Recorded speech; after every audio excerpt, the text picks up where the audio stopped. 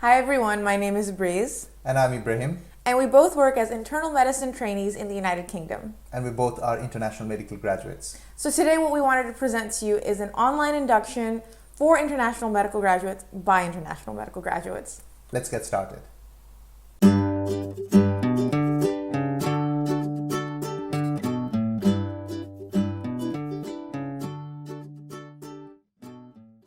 So while we cannot take the credit wholly and solely for this idea, it was more of a collective agreement between a lot of international medical graduates and a lot of new starters to the NHS who felt that while there was an induction that was given to them when they started working, they felt there were a lot of aspects that as an IMG, they didn't know what to do and how to do or who to ask.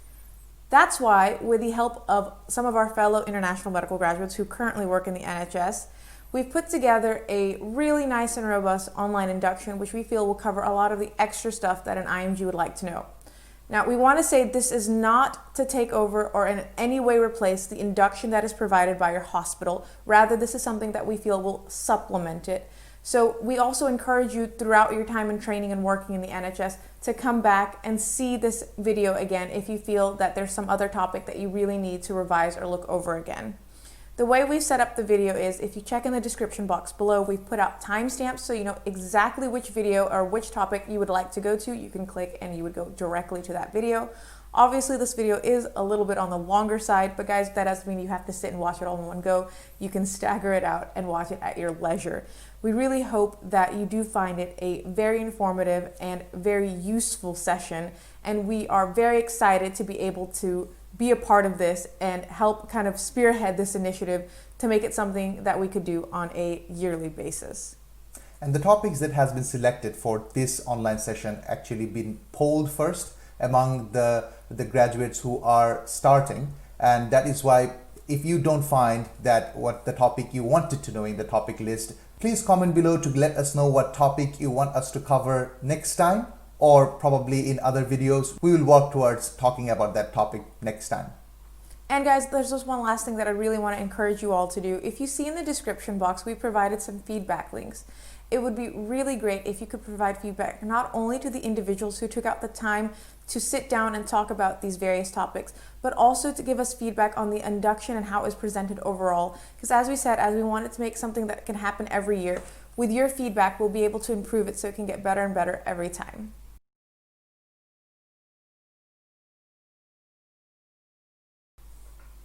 Hi everyone, my name is Ibrahim Ivan. I'm one of the internal medicine trainees in the NHS. In this session, I'm going to talk about a patient's journey in the NHS. Working as a doctor in the NHS, I think this is one of the very important things you need to know, how a patient comes into the healthcare that is provided nationally by different trusts and different hospitals and different primary care institutions and all the other things. So it's really it's a big discussion to understand the whole NHS organization bit. But as we say, what is NHS? NHS is the National Health Service. It's like the national body who takes care of all the health related issues and providing healthcare to the citizens of the United Kingdom. So United Kingdom is composed of England, Wales, Scotland and Northern Ireland, and all of these four I'd say four different places have different NHS. But apart from that discussion, let's start from a patient's journey. So when a patient gets ill in any of these places, they have two ways to contact or seek for healthcare. One, they can pick up their phone, call 111, which is the NHS number. On the other side of the phone, they will talk about what is their ailment, and the person on the other side will actually decide what needs to be done. If with the complaints and everything, they think an ambulance is necessary, they will send the ambulance to the door of the address of that individual. Or if you feel like this is an emergency, I don't have the time to talk to anybody and I need medical assistance as soon as possible, you call the emergency phone number, which is throughout the UK is 999. It's emergency for anything, for health, for fire, for police or whatever. So these are the two ways a person can raise alarm that I am not well and I need medical help. Apart from this stemming, let's again discuss a bit about the structures that is in place.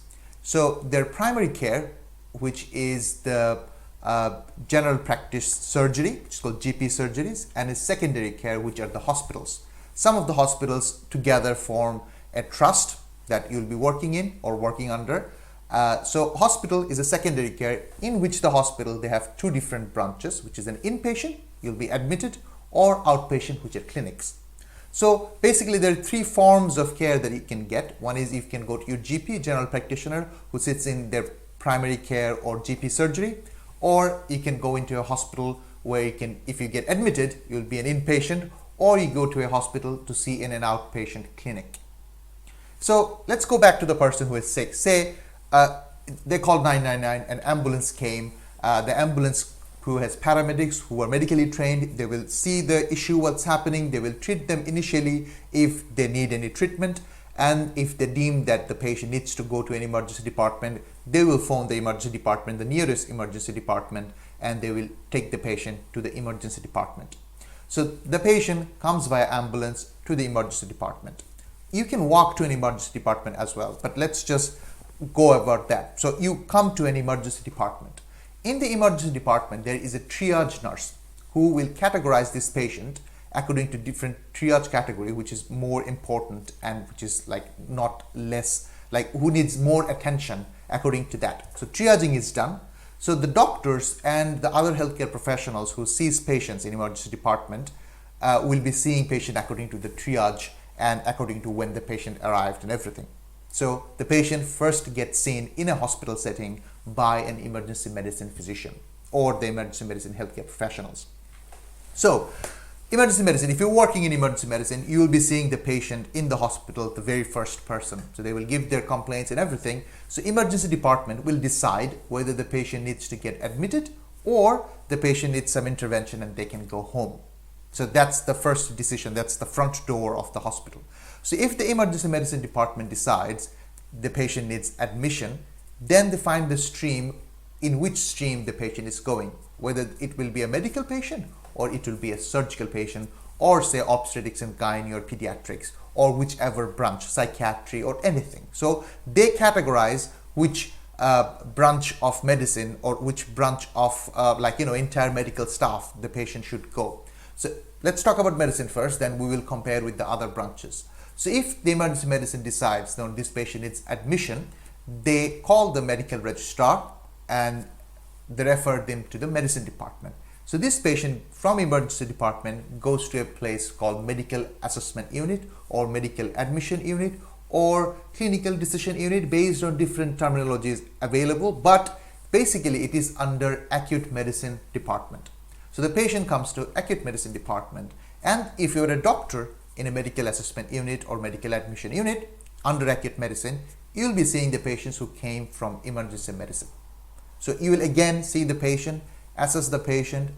Initially, if you want to do anything further than what emergency medicine has already done, you do it there. So this whole process that you're doing in acute medicine is called take or a medical take. So after the medical take, within 24 hours of the medical take, there will be a consultant who will be seeing the patient with you or with other junior doctors, which will be called post-take. So take is done, post-take is done, then the decision in post-take is made whether the patient needs to stay in or the patient has already been to the hospital for at least 24 hours or more than that, the patient can go home with support or anything else. What is the decision of the consultant? So if the consultant decides no, the patient needs to stay in, they decide where the patient should go. If they decide the patient should go under respiratory medicine or cardiology or gastroenterology, then that patient moves from acute medicine care to a ward of respective specialty. So this patient is now going to say respiratory medicine ward.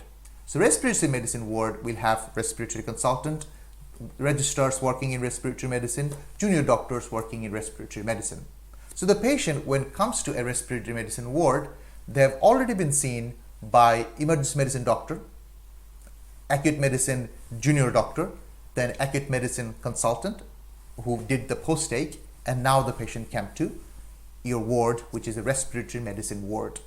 So what happens in ward, if you are a doctor in ward, in any specialty, there will be ward rounds. So you will be working under a team which will consist of 1 or 2 consultants, 1 or 2 registrars, some junior doctors, and that will be your medical team. And obviously the patient will be kept under nursing team as well. The nurses will have division, which nurses will take care of which bay and which patients during the daytime and during the nighttime and all the other stuff. So in ward care, the ward will be based on the ward round. So the consultant will go around, see the patient maybe in the specific days of the week, or maybe every day, depending on your team and your ward. So ward round will happen, and the ward round will continually give the patient care what the patient needs further. So if at one point the ward decides, yes, this patient does not need to stay in the hospital anymore, then you'll write a discharge summary. So if the ward consultant decides that doesn't need to be staying in the hospital, but we want to follow up what's happening. Now, if the consultant sees that it doesn't need a specialist follow-up anymore, the patient can go to GP if further things arises, then we write a discharge summary that goes to the GP as well, that this patient needs further follow-up from you. Or we can arrange for a specialist follow-up, which will actually go to the outpatient of the hospital. So the patient will be booked in an appointment maybe after 2 weeks or 3 weeks or 3 months after the discharge to come back again as a follow-up.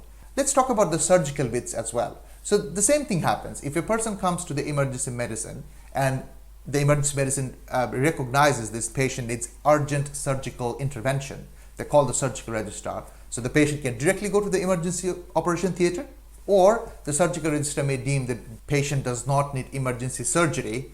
They would keep the patient in the surgical assessment unit. So if you're working as a doctor in a surgical assessment unit, you'll receive patients who probably will need further surgical intervention, but not now, will be posted to your ward coming from emergency medicine. Sometimes also, if you're working in a surgical unit, you will see a lot of post-operative patients. So patient directly went for emergency surgery, and then you'll see post-operative patients, or some patients have elective surgery. So they have been seen in an outpatient area. So say the primary care first initially recognize this patient probably has something wrong and needs a surgical follow-up. So they will speak to the surgeons, and the surgeons will arrange for an outpatient appointment for the patient. The patient has nothing wrong in an urgent way, but it has been recognized the patient needs surgery for something. Let's say for a tumor which is benign, say. So now the patient actually did not go through the emergency medicine route, rather it went through the outpatient route. First went to the primary care physician, they referred them to a surgeon, then they had a surgical outpatient appointment. The patient attended the surgical outpatient appointment, and they spoke to the surgeon, and the surgeon said, we can do an operation of this electively. Then they're selected for an elective operation. Then the patient directly came for an elective operation to the date and time when the patient had to do an elective operation. So they undergone the elective operation, and then there will be a post-operative patient admitted to a surgical ward if they need to stay for a day or two, or depending on the surgery, and then they will be discharged from there. And at the same time, they will be followed up in the surgical outpatient again after the surgery. So this whole axis goes on for all the medical related healthcare that is provided to the NHS. The patient, yes, there is a case that patient may lost in the follow-up, but utmost care is taken that the patient is not lost in the follow-up. Sometimes happens the follow-up is not necessary within 3 months, then there will be a 6 months follow-up. Sometimes it's a yearly follow-up, depending on what the case is. But the whole referral to treat cycle is maintained. So I just want to add another part as a primary care physician. If you are a general practitioner, or if you want to be a general practitioner, what happens? You will be in a GP surgery, which covers a specific area of population. They're registered with the GP surgery. So you know your patients well than a doctor in the hospital. So it will be your patient. So doctor-patient relationship is more close for a GP surgery or for a general practitioner. So what happens? Sometimes the patient is unwell to that extent that they cannot pick up the phone to call, or they cannot obviously call their GP appointment to go to the GP appointment or anything. So in that case, a general practitioner can make home visits as well. So they go to the home and see the patient in their home and decide what to be done. So if the GP decides that no, this patient needs to go to a hospital, they can call 999 or directly call the ambulance that I'm here in this address, this patient is to go to the hospital, and the whole cycle follows again. So GPs can make home visits, or if there was a person who has booked for a GP appointment and it can be postponed and the patient is not showing up for GP appointment, it raises an alarm. So GP can make home visits without actually being called to as well, just to see the patient is well or not, because they're missing their appointments. Thank you everyone for listening to this session. I hope you have a very small idea about how the whole thing works, but I hope that after listening to this and when we actually start working in the NHS, you will pick things up when you move along, and continue to watch the other topics in this online IMG induction by IMGs. If you have any questions or any queries, please comment below and let us know. And if you have anything to say, please give us feedback on this session so that we can improve from here. Thank you.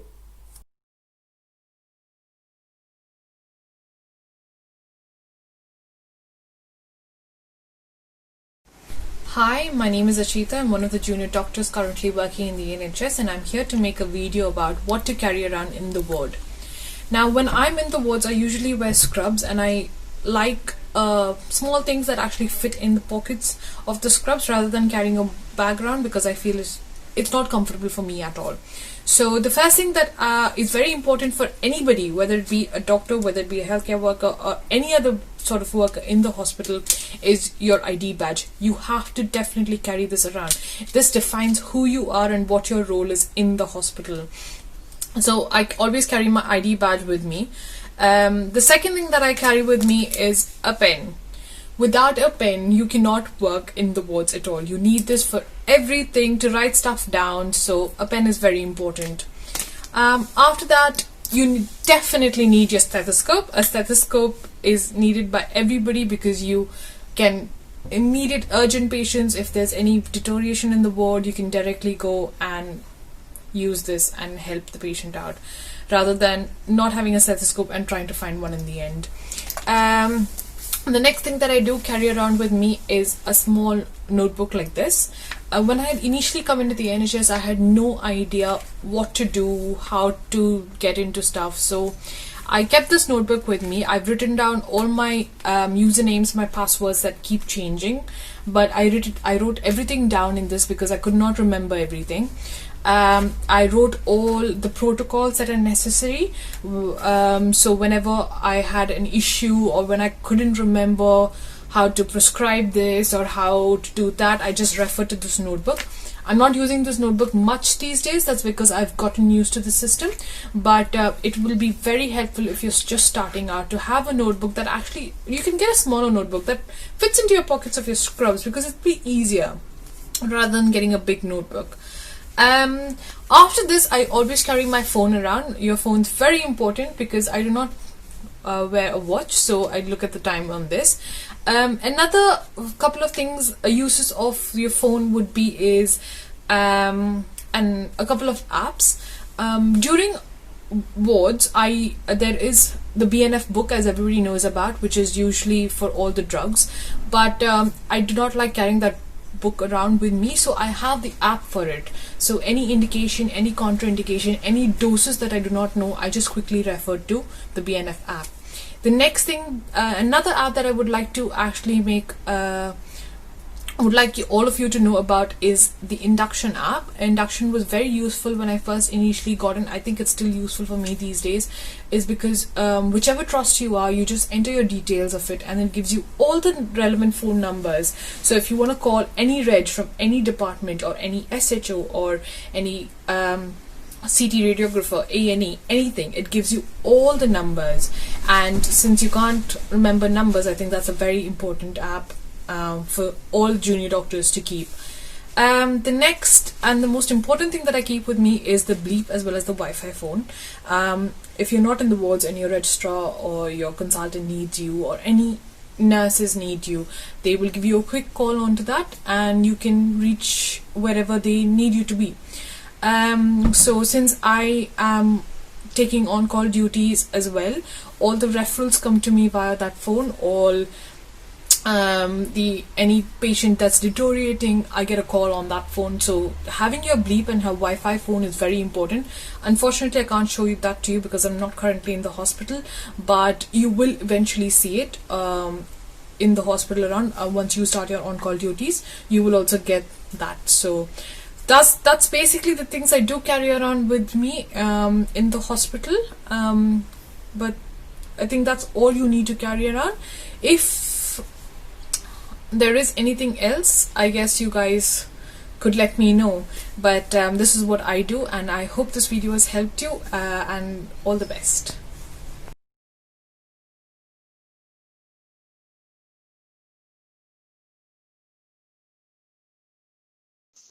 Hi everyone. My topic is prioritizing tasks as a junior doctor. When you start working on the ward or when you're on call, you're quite nervous. You get handed over lots of jobs to do. You don't know where to start. So that's where prioritizing tasks come into play. Why is it so important? It's because it improves your efficiency, it increases your productivity, and it reduces the stress on yourself and on the team around you. So what I tend to do is when I'll start off with the ward jobs. Once you've finished the ward round, and you're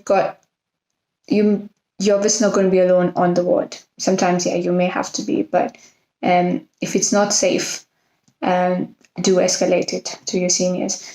But if you've got a team of other doctors with you and you've divided your jobs among each other, you can create your own list. So what I do is I create a list. I make sure I write down what is vital.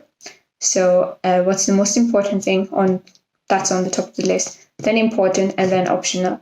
So that's how I make my list. You may have sick patients on the ward. Those are your top priority. Those come under vital. So if you need blood tests done for them, it needs to be urgent. You need to be doing it now. If you need referrals done for them, you need to do it now. It's all urgent. If patient is sick, that's your topmost priority. A second thing on the ward is when you've got a TTO to be done, a discharge letter to be done. If you know that the patient is due to go home tomorrow, make sure you've completed everything the previous day. Of course, there may be instances when you can't, you've just not got the time to do it. At least make sure you've sent the pharmacy requests the day before so that the pharmacy sends the medications. And then in the morning, you can sort out the discharge letter. That's completely up to you. But again, sometimes in the morning ward round, they're like, okay, this patient can go home, but you've not prepared anything for him.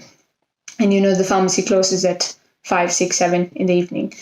If the patient needs a blister pack, that's not going to happen that day. It's going to happen the next day. So just send the medications to the pharmacy and they can sort that out. That's vital. That comes at the top as well. And then writing the discharge letter can come a bit below on the list.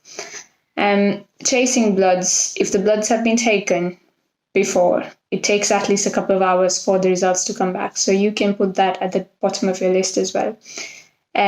Referring patients, if it's a non-urgent referral, it can come as your, it doesn't have to be at the top of the list. It can come in the middle. You can do the referrals, but make sure you do it before, there's a cut-off time. They take referrals between 8 to 4, things like that. So just make sure you do it before that, so that the other team can pick it up.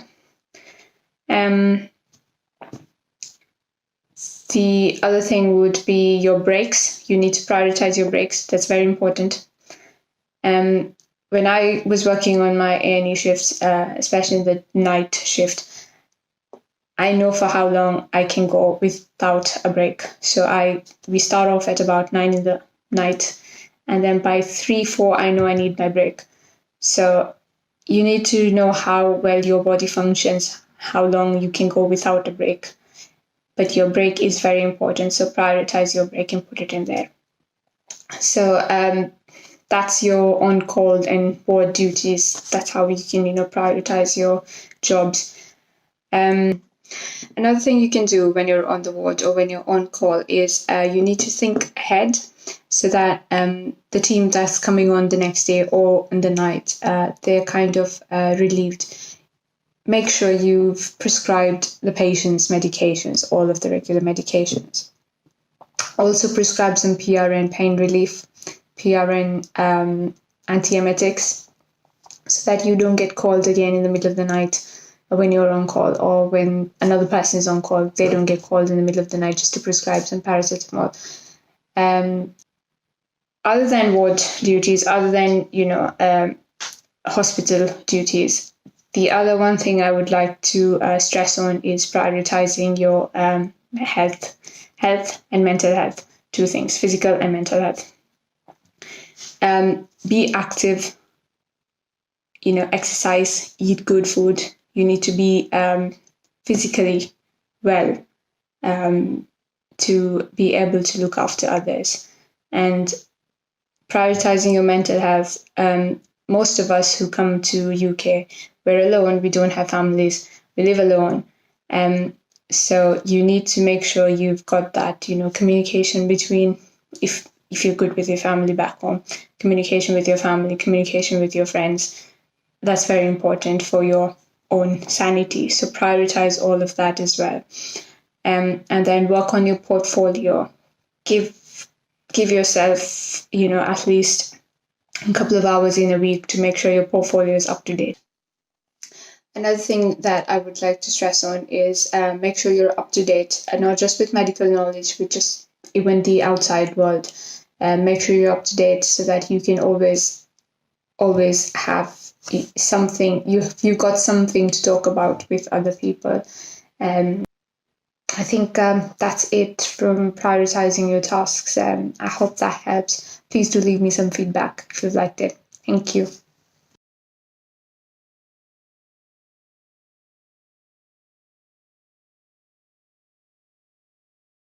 Hi, I'm Stephanie, and I will be discussing about how a usual doctor's rota works, as well as a quick summary on on-calls and how to survive them, hopefully. A quick disclaimer before we start.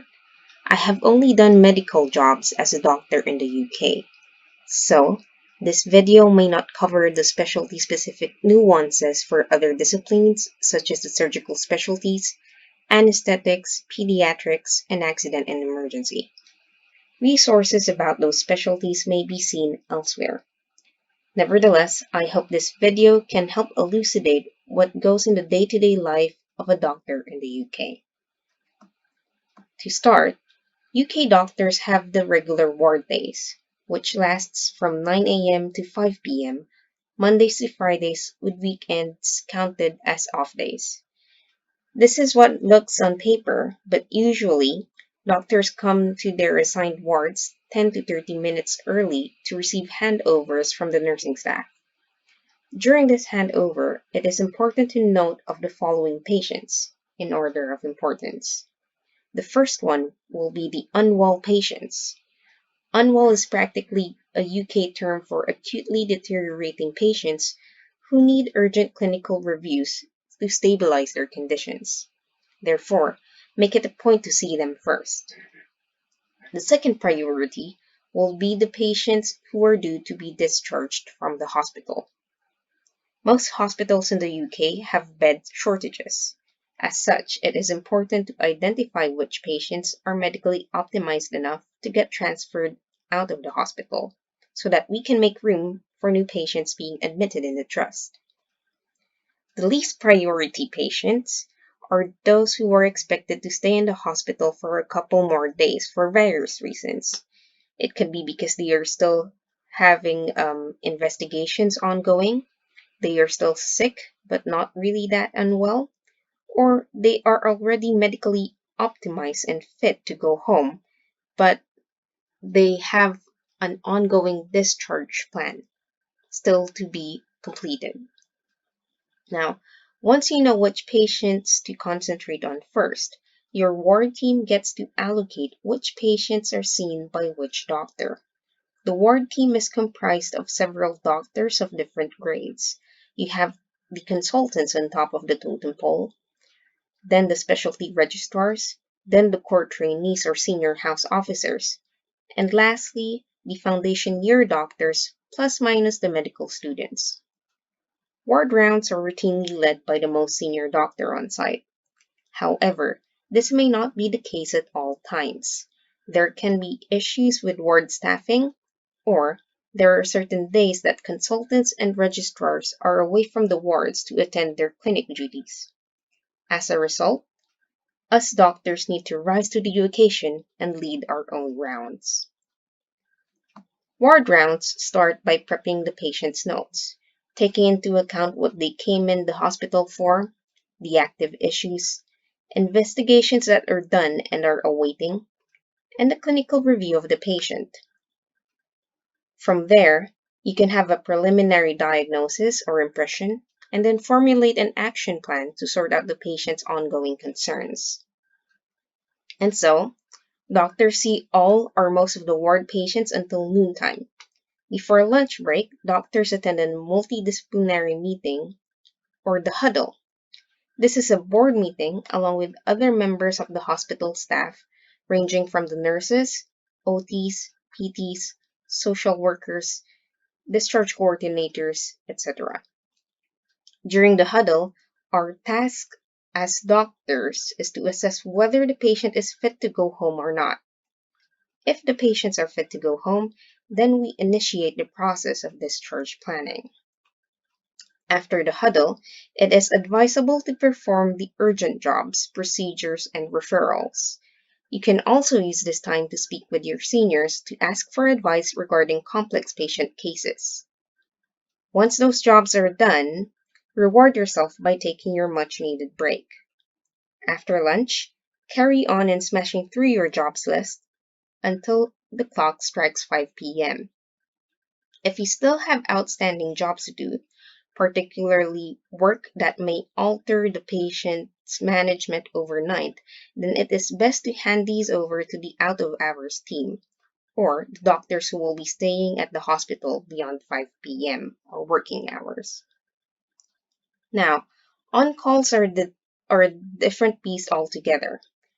The schedules for on-calls would depend on the hospital you work in. Busier hospitals would have an on-call shifts every 3 to 4 weeks, whereas less hectic hospitals would have on-call shifts every 4 to 6 weeks. The schedules varies per trust, but if you feel that you are working beyond the European Working Time Directive, it is worth speaking with your Rota coordinator for further clarification. Basically, on-calls are 12 to 13-hour shifts, which can be day shifts, night shifts, or twilight shifts. Again, the timing of these shifts can change depending on the hospital protocol. For the sake of the example, I've provided the on-call shifts we do at my trust. When you're on call, you are either the admitting doctor or the ward cover. The duty of the admitting or clerking doctor is relatively straightforward. Patients come into the admitting or take list via A&E referrals, GP referrals, or walk-ins. These patients are usually screened by the medical registrar and would sometimes have initial investigations done on them. Your goal as a clerking doctor is to see these patients, ask for their pertinent medical history, request important investigations, come up with a working diagnosis, and formulate a management plan. When constructing the treatment plans, ensure that you follow the national and local guidelines and always know when to escalate patients to your seniors. Ward cover doctor duties are more challenging in the sense that you are a troubleshooter. You act as if you're a firefighter, putting out fires as they come about in the wards. Most of the time, the patient will not be familiar to you, and you will need to go through the patient's notes to read about the narrative of their admission. Your shift as a ward cover doctor starts at the handover, wherein the outgoing doctor informs you of patients to be aware of who might suddenly deteriorate. Also, you can be handed over certain jobs that needs follow-up or chasing. A good way to receive and give handovers is by using the S-bar system, which enumerates a patient's situation, background, assessment, and recommendation. It is important to have a clear handover about which patients are waiting to be seen, how urgently they need seeing, and their respective location in the hospital. It is also important to know who you are on call with, as well as their respective contact details. As an on-call doctor, you carry a bleep for nurses to reach you. The nursing staff can bleep you for a range of reasons, from a mundane task such as prescribing pain relief medications, or sometimes they can even fast bleep you to attend a cardiorespiratory arrest. Therefore, you must prioritize in seeing acutely unwell patients and assessing them using the ABCDE approach. The tasks involved as a ward cover can be daunting and overwhelming, but always remember to take your breaks and escalate to your seniors if you feel that you are out of your depth. I am going to end this video with a list of phone applications that may help you on the fly when you're doing on-call shifts without a senior by your side. Hopefully, these apps may prove to be useful to you, as it were to me during my busy on-call shifts. Thanks for watching. I hope you'll do well in your upcoming shift.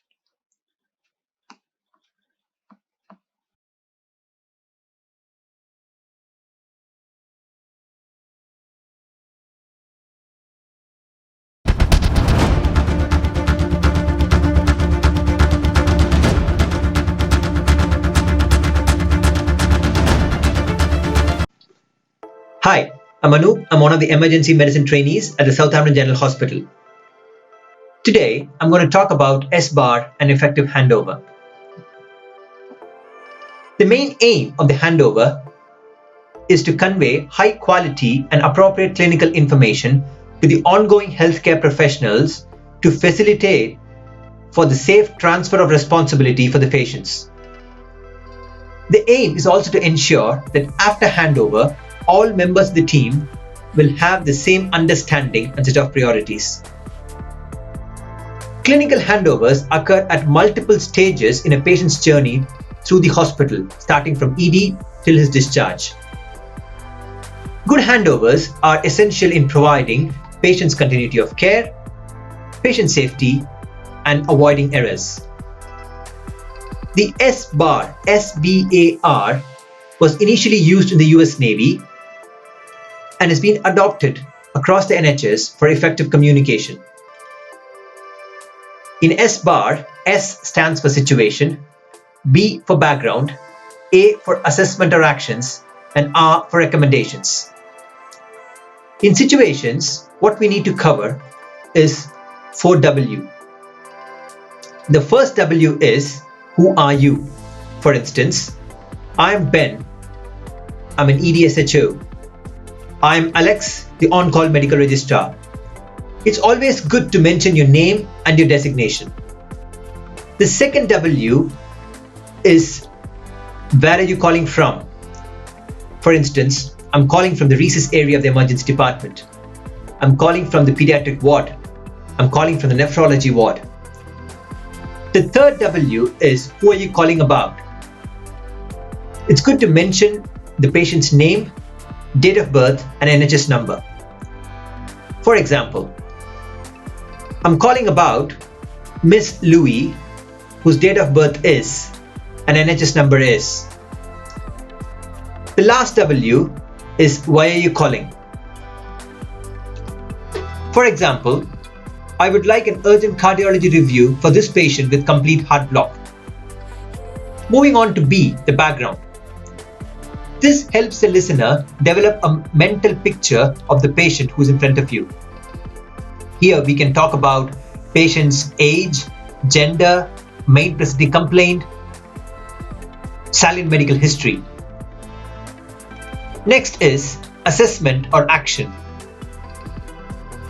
We can mention the problem list, the working diagnosis, the treatment given so far for the patient.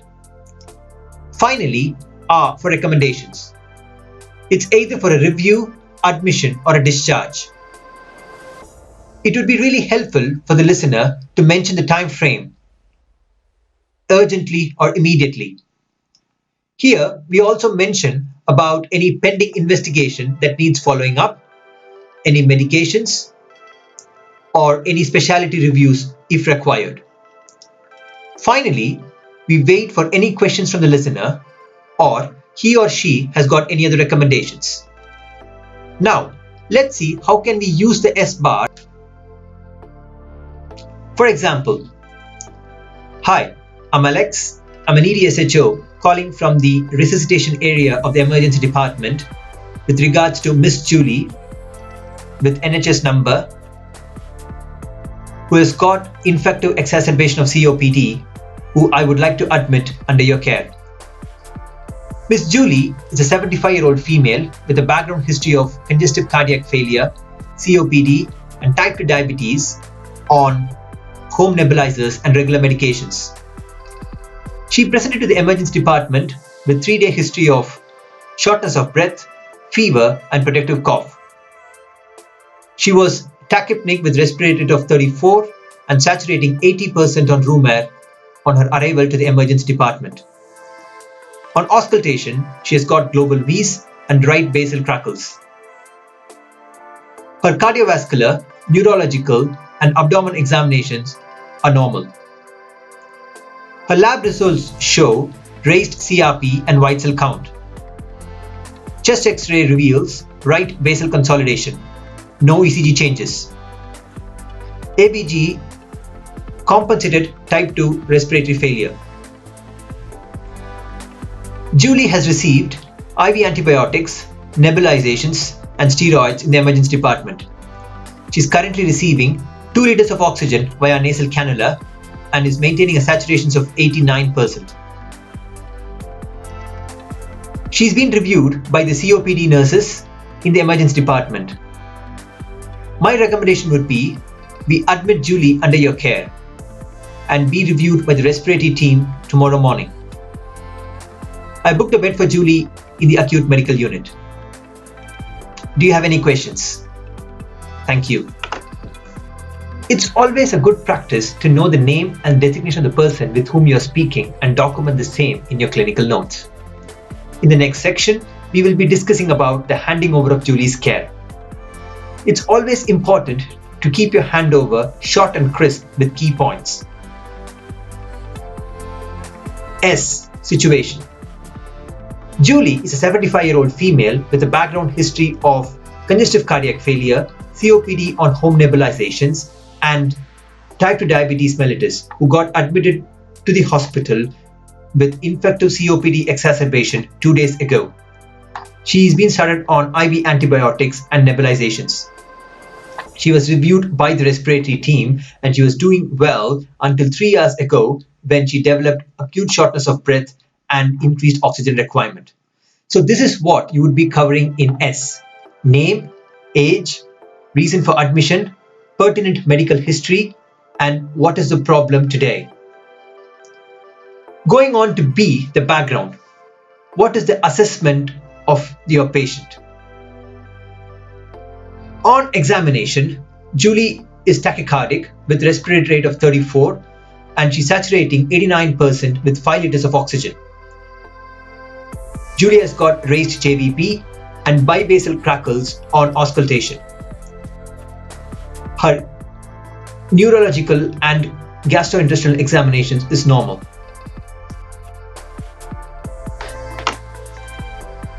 Moving on to B, the background. What is your physical assessment? Julie is tachycardic, heart rate of 108 per minute, tachypneic 28 per minute.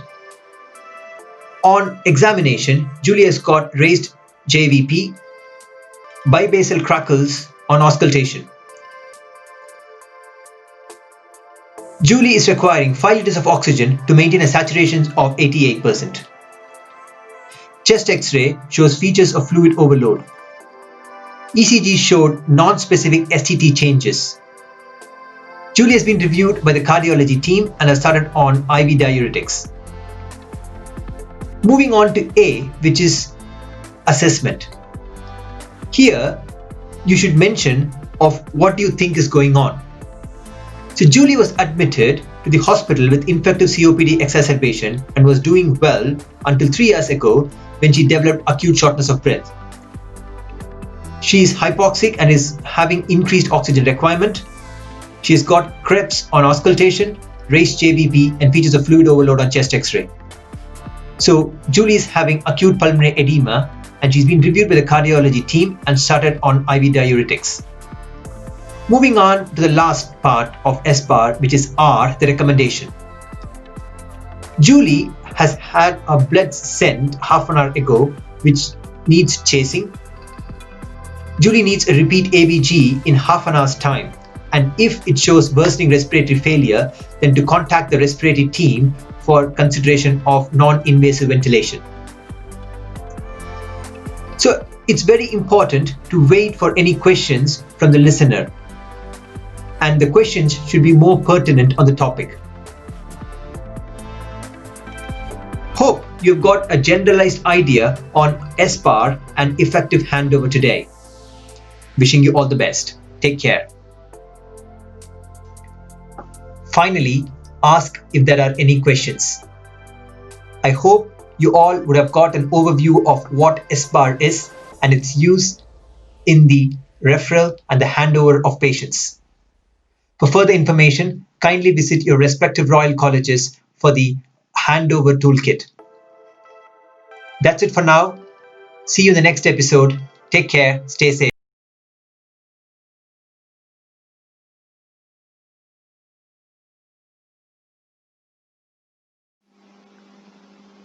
Hi, my name is Stephanie, and I am here to give you a brief overview on the different multidisciplinary teams, or MDTs, comprising the National Health Service System.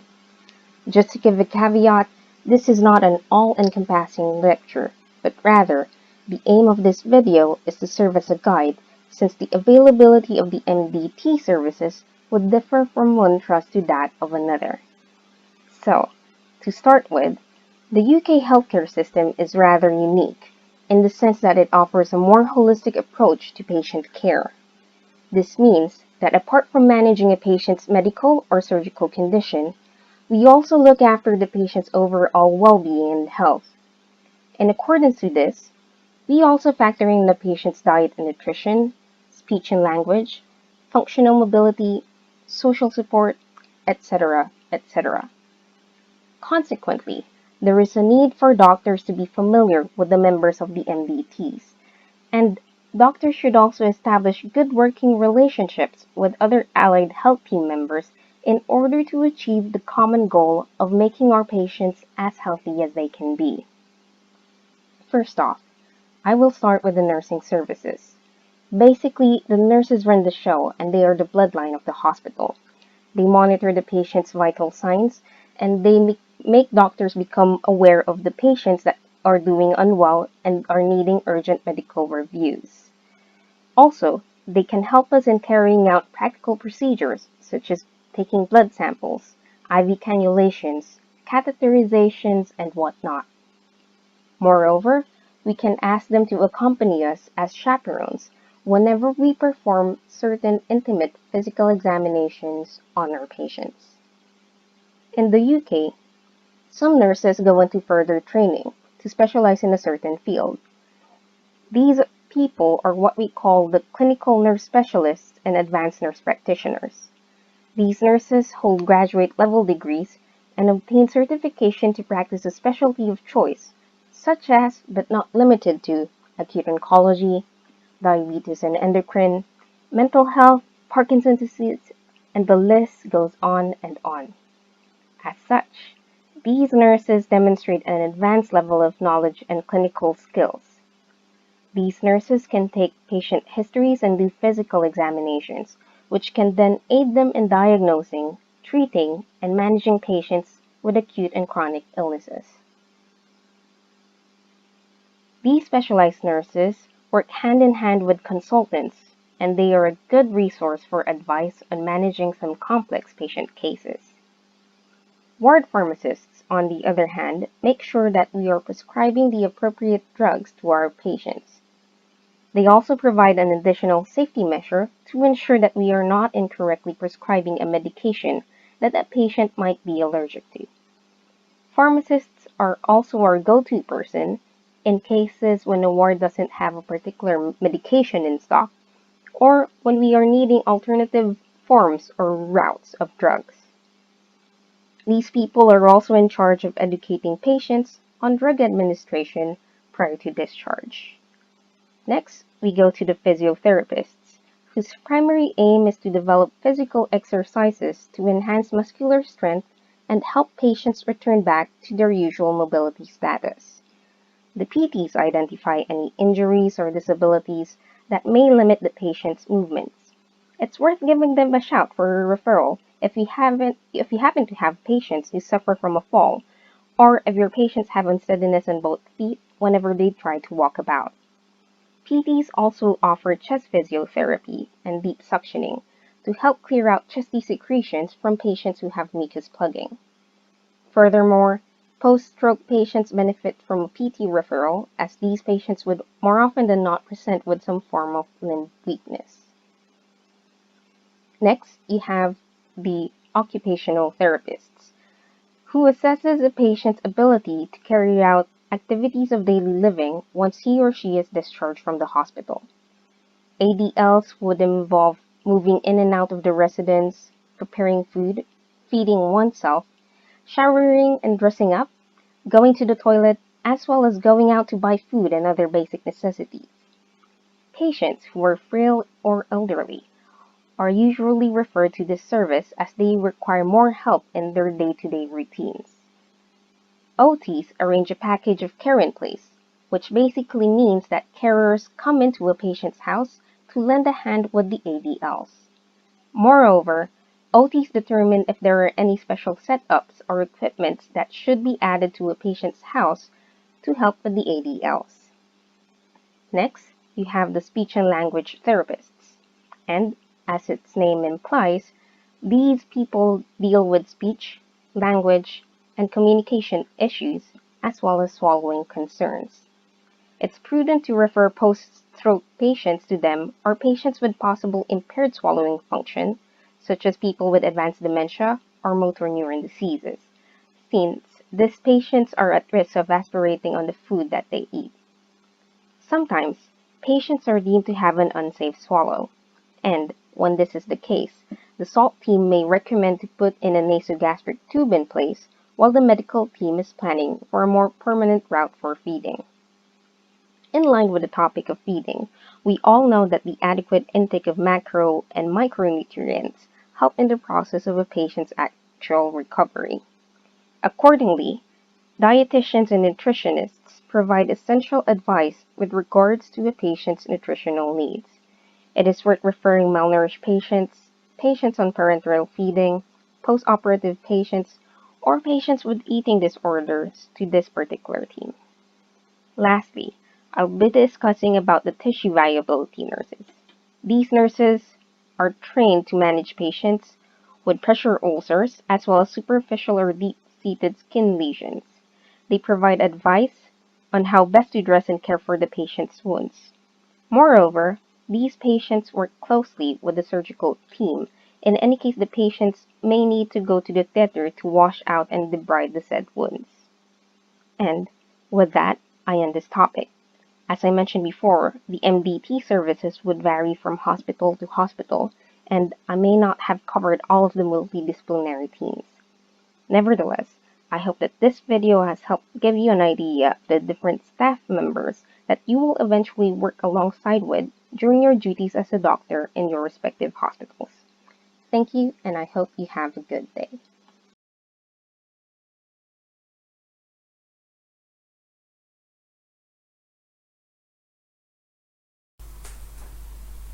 Hi everyone, my name is Ibreez Ajaz, and I currently work as an internal medicine trainee in the NHS. The topics that I'd like to discuss with you all today are related to safeguarding, mental capacity, and D.O.L.S. As doctors, not only do we say do no harm, but we also take into consideration a citizen's well-being and what it means for us to maintain their dignity, well-being, and their respect. Taking all of these considerations into action, when we as doctors see a patient, we have to also look at it with a critical eye. We're not there just to treat whatever the patients come in with right now, like if they've come in with a cough or a tummy ache. We need to take into consideration the bigger picture. Are they living in an environment that is safe for them? Are they being well taken care of given their, societal structure or how they should be living at wherever they're living? Safeguarding does not just mean you're concerned about children. Safeguarding takes into consideration young adults, and the elderly. Essentially, when you think about safeguarding, you should think about anyone who is considered a vulnerable individual, anyone who you think someone else may take advantage of or could be taking advantage of. Safeguarding is something as a doctor you do not want to miss, because you may be the very first person who can then raise the alarm that something is not going on the way that it should be for that person. Even if you feel that an individual is well taken care of, you have to think about the extra needs behind why they've come to see you.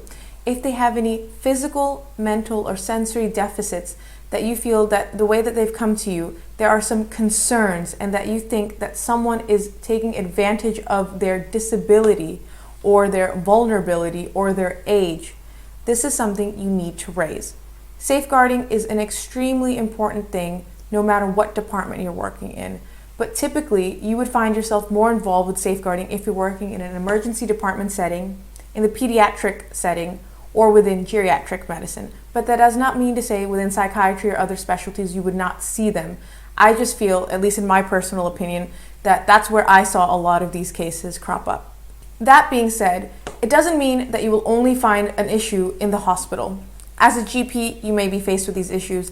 In the community, you may see something like this, like community hospitals, or when as a GP you are out seeing a patient in their own home or in any other residential or nursing home setting, there may be some concerns that you would want to raise. And this is all encompassed as part of our duty and our duty to serve. As per the GMC, there are 4 things that you need to take into consideration within your approach to safeguarding: protection, empowerment, proportionality, and partnership. So what do these all mean? When you are approaching an individual that you believe that there is some sort of safeguarding concern, you need to, of course, be respectful, be mindful of their situation, always value them, and listen to everything that they're saying. Sometimes it may be very difficult for them to understand what's going on or why you have these concerns. So try as best as possible to break it down for them. Within your departments, you will find that there are various methods to raise these concerns and safeguard. If you are unsure how to do this, please ask one of your seniors or one of your colleagues, or even any of the nursing staff, because they will be able to point you in the right direction. A lot of these safeguardings involve you completing forms, documents, and then sending them to appropriate parties who would then take the next necessary steps to ensure it is investigated and that all things are taken into consideration. So as best as you can, please document every concern that you have. Documentation in this regard is extremely important, because whatever you are saying is what they will then be looking into. Never shy away from documenting or saying anything that you feel is a concern. For instance, if you are seeing a child in an ED setting, let's say for an example, and while you are examining them, you notice that this child on their back has what appears to be cigarette burns. Let us just say. Now, maybe you don't necessarily say anything in front of the parent that you're concerned why are there these cigarette burns. But what you should do is, leave appropriately, step out, speak to one of your registrars, express your concerns and say, this is what I've seen and this is what I'm concerned about. Now, taking that into consideration, they may also come and examine the child, and they may say, oh, no, this doesn't look like cigarette burns. Actually, these might just be scar tissue from something perhaps that you didn't think about. Or they may also agree with you. Even if it turns out to be nothing, please do not be scared or feel that you cannot speak to somebody and raise this issue and say, I think something's not right here. There are different forms of abuse that you need to take in your mind and make sure you keep an eye out for it within your practice. This can be sexual abuse, physical abuse, domestic abuse. If you feel there's any sort of abuse of power, for instance, if you feel that the patient who's come to you, they're trying to tell you something, but another individual is with them who is not allowing them to speak. If you feel that the patient otherwise has the full capacity and ability to express their issues, but you feel that somebody is strong-arming them in a manner that you cannot fully speak and make certain of what is happening with the patient, you should then raise this concern. I will give you an example actually of one situation where I had to do safeguarding, and this was actually in the first few months of my working in the NHS. So I was working in an emergency department setting at that time. I was in what is known as the minors department, where it's usually patients with maybe not something that's too bad, but they'll come in, somebody will see them, and then either we decide, they can go home, or maybe they'll need some sort of follow-up. Usually these patients are not admitted. So what concerned me initially was, it was a young boy. He was maybe about 15 or 16 years old, and he had a huge black eye. So he kind of threw it off and said, oh, I just got into a fight and it wasn't a big deal. But actually, I was more concerned about his mother. The reason I say this is when I brought them into my office, I noticed his mom had a very, very noticeable limp. So much so that she struggled to come into the room and then sit down. She wasn't that old that I would think it's maybe something, otherwise related. And she was also favoring her other side to the point that she was even nursing her arm. So while I was talking to the young man about his injuries, I, in between, started asking a couple of questions to the mom, asking if she was comfortable, if she was okay. Because I had reason to believe and suspect, based on everything that I was understanding in the conversation, that the son was actually abusing his mom. Now, I'm not saying this is necessarily a common situation or something that you would necessarily even know, but it is something to be extremely mindful of. What I did in that situation, I spoke with the nurse in charge. She gave me all the paperwork to make sure that everything was done as following the safeguarding protocol for children and the safeguarding protocol for adults. For children, because there were other children at home that if the mother was taken away, nobody would be looking after. For children as well, because it looked like the son was actually being bullied and he was taking out that bullying on his mother. And then, of course, overall for the adult, because it looked like the mom was under a lot of stress and duress to not say that it was her son that had done this.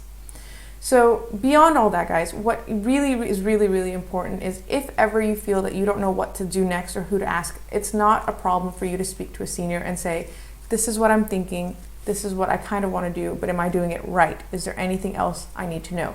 This is a lot of sensitive information. This is a lot of legal and ethical stuff. So please make sure whatever you write is true. Please make sure it is legible, and please try to be as expressive and explanatory as possible so that if somebody else were to read what you wrote, they would know exactly what happened.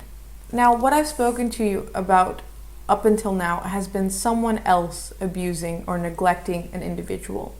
Sometimes you will find that a patient has come and it appears that they are self-negligent, that they are not taking care of themselves, be it due to some mental or physical illness, or they're just unable to cope. You'll hear this a lot. The patient says that they cannot cope. And it is still your responsibility to take into safeguarding for this person, to see what we can do as a whole to make sure that patient can go back home and feel that they are able to take care of themselves. It may be, for instance, if it's an elderly individual who can no longer manage their home and cannot, they don't have the facilities to wash themselves or get food, to think about putting in carers or some sort of package of care so that they can then feel that they are empowered and feel independent enough to do some things, and then still someone is helping them out. Sometimes, guys, you will find that no matter what you've done and you've gone through all the proper protocols and safeguarding, sometimes these people will not want you to do anything when you talk to them. And what happens then is a whole nother case where you then also need to document why they've said that they don't want someone to step in, but you also need to assess their capacity to make that decision. So mental capacity is what you assess as a doctor about the patient and what they are telling you and what you are telling them. There are 3 aspects of mental capacity that you need to know when you are talking to an individual. First of all, are they able to tell you everything that you've said to them back? For instance, if you've told them, oh, Mr. Bob, we're going to have a surgery tomorrow morning at 9 a.m. And then you've spoken to them a little bit more about other things, and then you ask them, Mr. Bob, do you know what's going to happen tomorrow? If they're unable to tell you that, there's going to be a surgery tomorrow morning at 9 a.m., they're not retaining information. That is the first element for concern. Another thing with that is they don't seem to understand the brevity or the seriousness of the situation that you are relaying to them. For instance, if you tell Mr. Bob that if we don't get this operation done today, for instance, there's a chance you may not survive given that this and this and that. If after you've even explained this extensively to Mr. Bob, they do not seem to understand how serious it is for them to have this procedure done. You would then have another concern about their capacity. If in the last bit, after you've provided them all the information, they can still not, they're unable to weigh the information that you've given them to come to a concrete decision, you should have another reason to be concerned about their mental capacity. Now, you should only be assessing capacity in an individual who is 16 years and older. Any younger than this, you should not be, if somebody tells you, if a child tells you, a 15-year-old or a 14-year-old, that, my mother or my father abuses me, but please don't tell anyone, you cannot just not do it because a child has said not to. This is another extreme case, and you need to raise the safeguarding. If anyone is older than that, you will then do a mental capacity assessment, as I've mentioned, seeing if they can retain, if they can weigh, and if they can, of course, explain to you whatever you've explained to them, and they understand that by not doing something, there are consequences associated with it. Beyond all that, guys, you should never assume someone does not have the capacity to make a decision. Do not think that because of whatever ailment they may be, have been admitted with, or that they may have dementia, or that they have a brain injury, or they've had a stroke, or anything like that.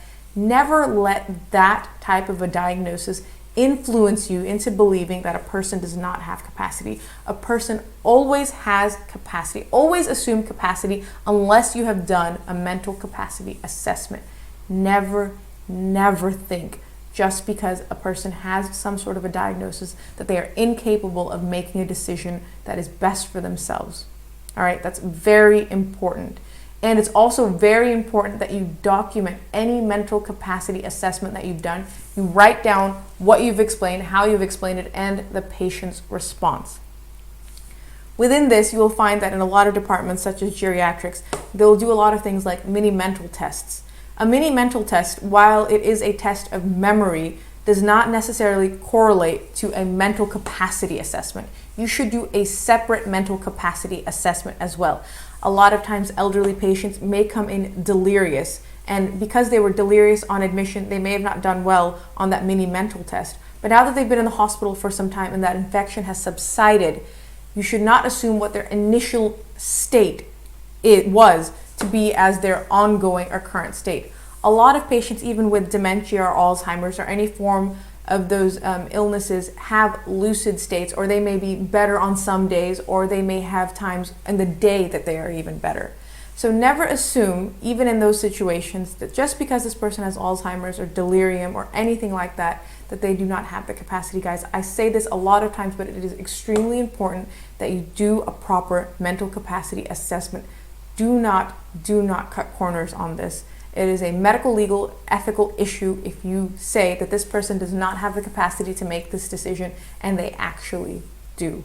So please, like I said, I don't want to scare you, but please, guys, document everything that happens in these situations. And if in doubt, please speak to a senior. Now, sometimes you may have presented a lot of information to an individual and they may feel overwhelmed, and that can sometimes hamper how they respond to you. If you otherwise feel that this person would be responding appropriately, but it's just that the amount of information that you've presented to them is something that they cannot take into one piece. What you can do is, first of all, you can give them some time to absorb everything. Say, all right, I'll come back in this much time. Just think it over and we'll talk about it again. Also, make sure that you've presented the information to them in a manner that they can understand. Even if somebody has capacity, if you go in there and you tell them, oh, doctor, if you tell to the patient, oh, sir, your kidney, your jejunum, your this, your that, we're going to have to resect this, we're going to have to do some anastomosis, we're going to have to give you chemotherapy, and all of these things. You're throwing all of these medical terms at them, and the poor person's like, I don't know what any of these things mean, or I don't understand, where's my jejunum, where's my kidney, what are we doing? Try and find ways that you can present this information to them in a way that they will understand. You can find photos, you can try and break it down, pictures, anything that you feel will help that patient understand further what you are saying should then be implemented in your discussion with them to assess their capacity. Now, the last thing that I want to talk about throughout this entire session that is also extremely important is D.O.L.S. D.O.L.S is the deprivation of liberty safeguards. What this means is sometimes you will have a patient who will be in hospital and they will be under D.O.L.S. And you'll hear that a lot, especially on the geriatrics wards, that, oh, we need to put a D.O.L.S on this patient, or that patient's D.O.L.S has expired and they need a new D.O.L.S. So what this deprivation of liberty safeguards means is there are, of course, things that a person has the right to. They have the right to be treated well, dignity, respect, and of course that you should fulfill all of their wishes. But sometimes an individual is in such a state that they are too unwell to realize what we are doing is in their best interests. And because of this, they are not allowing us to proceed in a manner that would best help them and make them better. So when we do a D.O.L.S, again, all of these forms of capacity and everything that I've already discussed needs to be taken into consideration.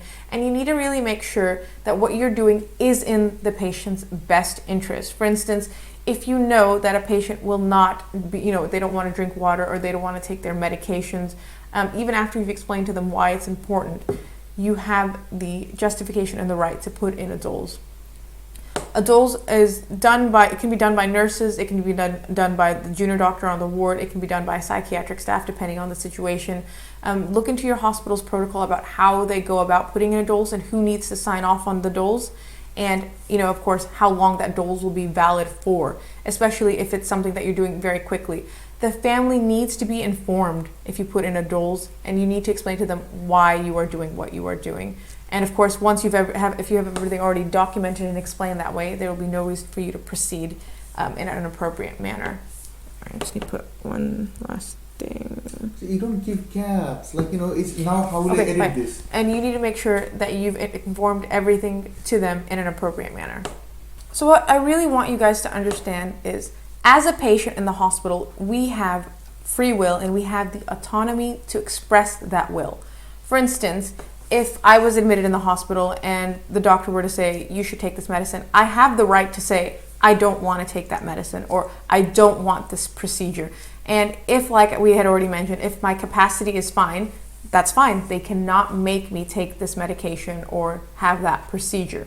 So in the case of an individual who we learn now has lacked capacity and we've put in this D.O.L.S, there are three things that we're really doing.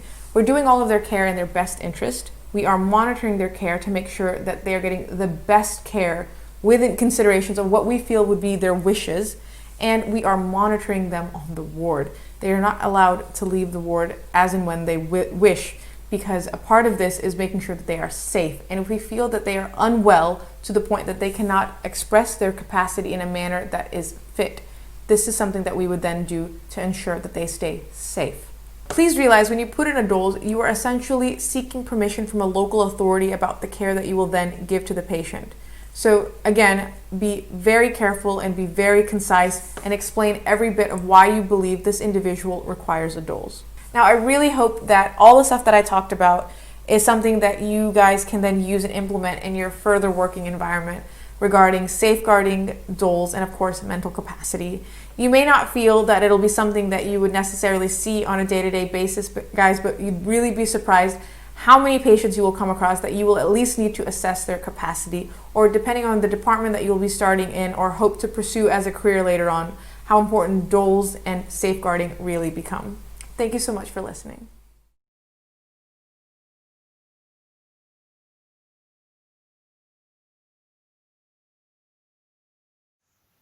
Hello everyone, my name is Ahmad. I'm one of the junior doctors working in the NHS.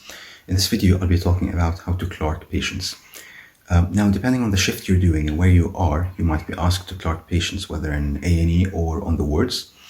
Now, most trusts in the NHS have a clerking pro forma, which has all the bits and pieces to be filled in and asked when clerking a patient. And that makes things easier, particularly if you miss something and you're documenting after you've seen the patient. This always gives you a chance to go back to the patient and ask them about whatever you've missed, particularly if that's relevant to your history. Now, one thing I find particularly useful is going through the GP letters or any previous letters or history bits before going and seeing the patient. It's always helpful to look at the medications, if the patient has any allergies, of course, any relevant significant past medical history or recent admissions.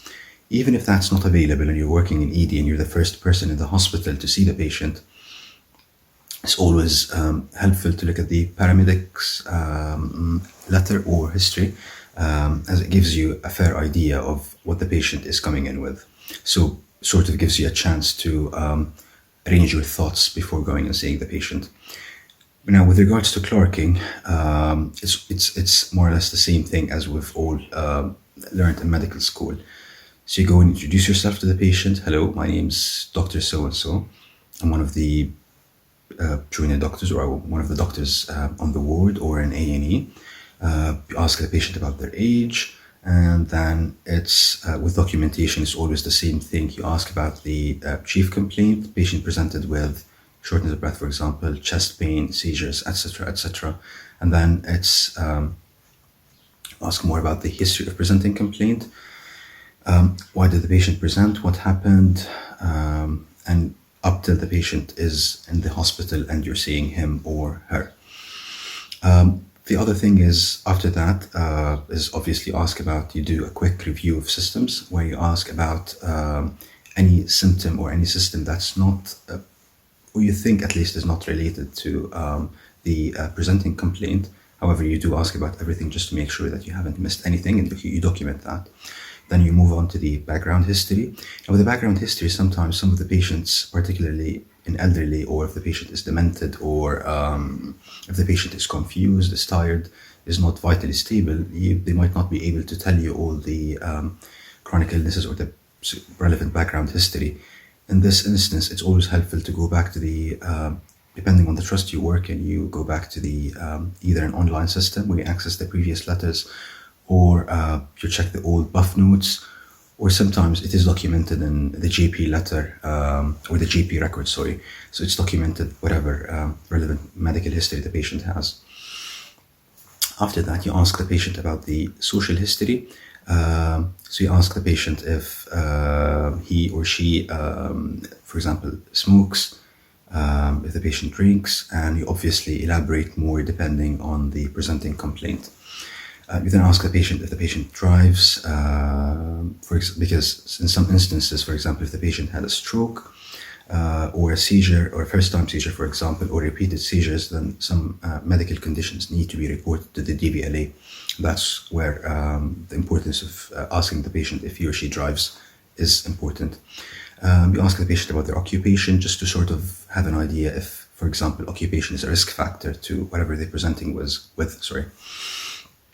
You then ask the patient about their family history, and you follow this up with continue the social history with asking the patient if with whom does the patient live? Does he or she live alone, or do they live in a care home, in nursing home, supported living?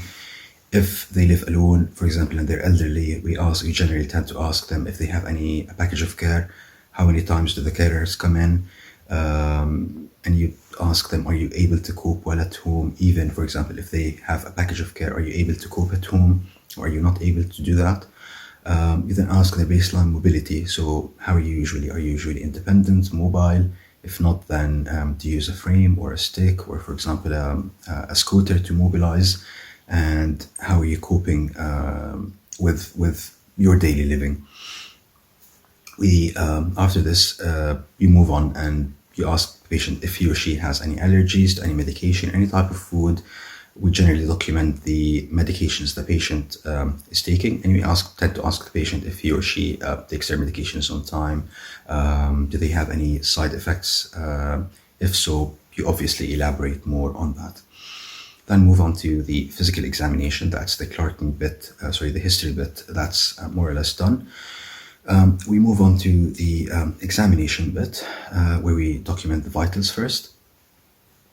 In the NHS, we always follow the news, the early warning score, which gives you a fair idea of how the patient is, if the patient is stable or quite unstable. And you obviously prioritize seeing patients with who have high news score.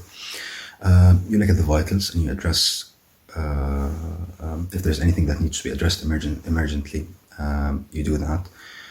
If not, then you proceed with physical examination. Generally, how's the patient doing? And then you do a systematic examination. Obviously, we start with the relevant system related to the chief complaint the patient is presenting with.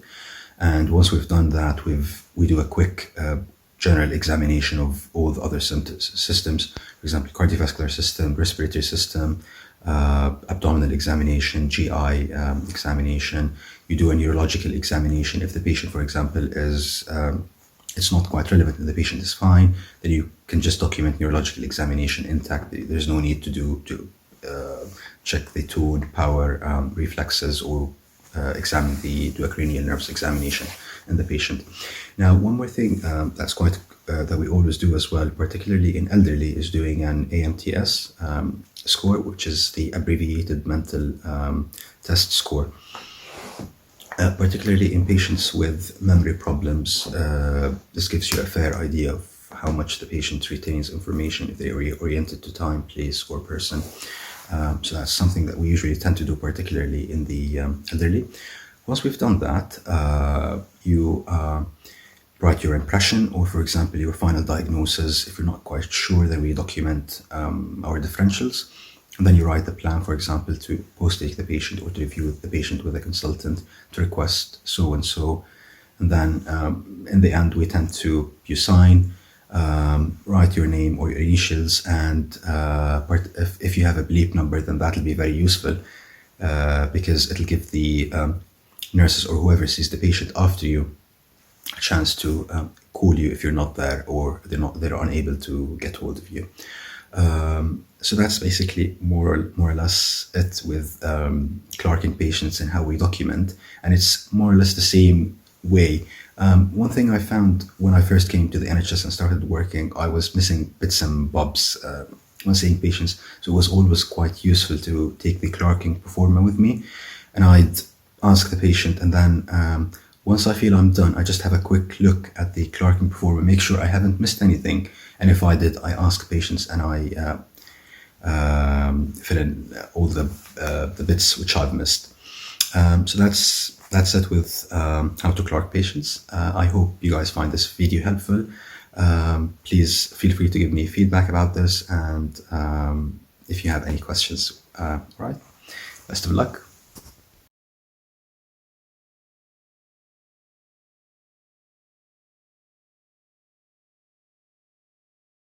Hi, my name is Ashitha. I'm one of the junior doctors currently working in the NHS, and I'm here to talk about how to clerk patients.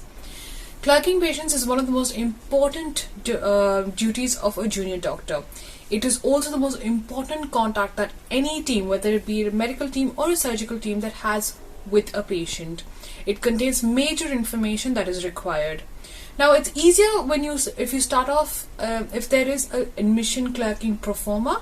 Most of the trusts have it, but if your trust that you're going to start working on, or if your trust that you're currently working in does not have it, I'm hoping this video will make it a little bit more easier for you.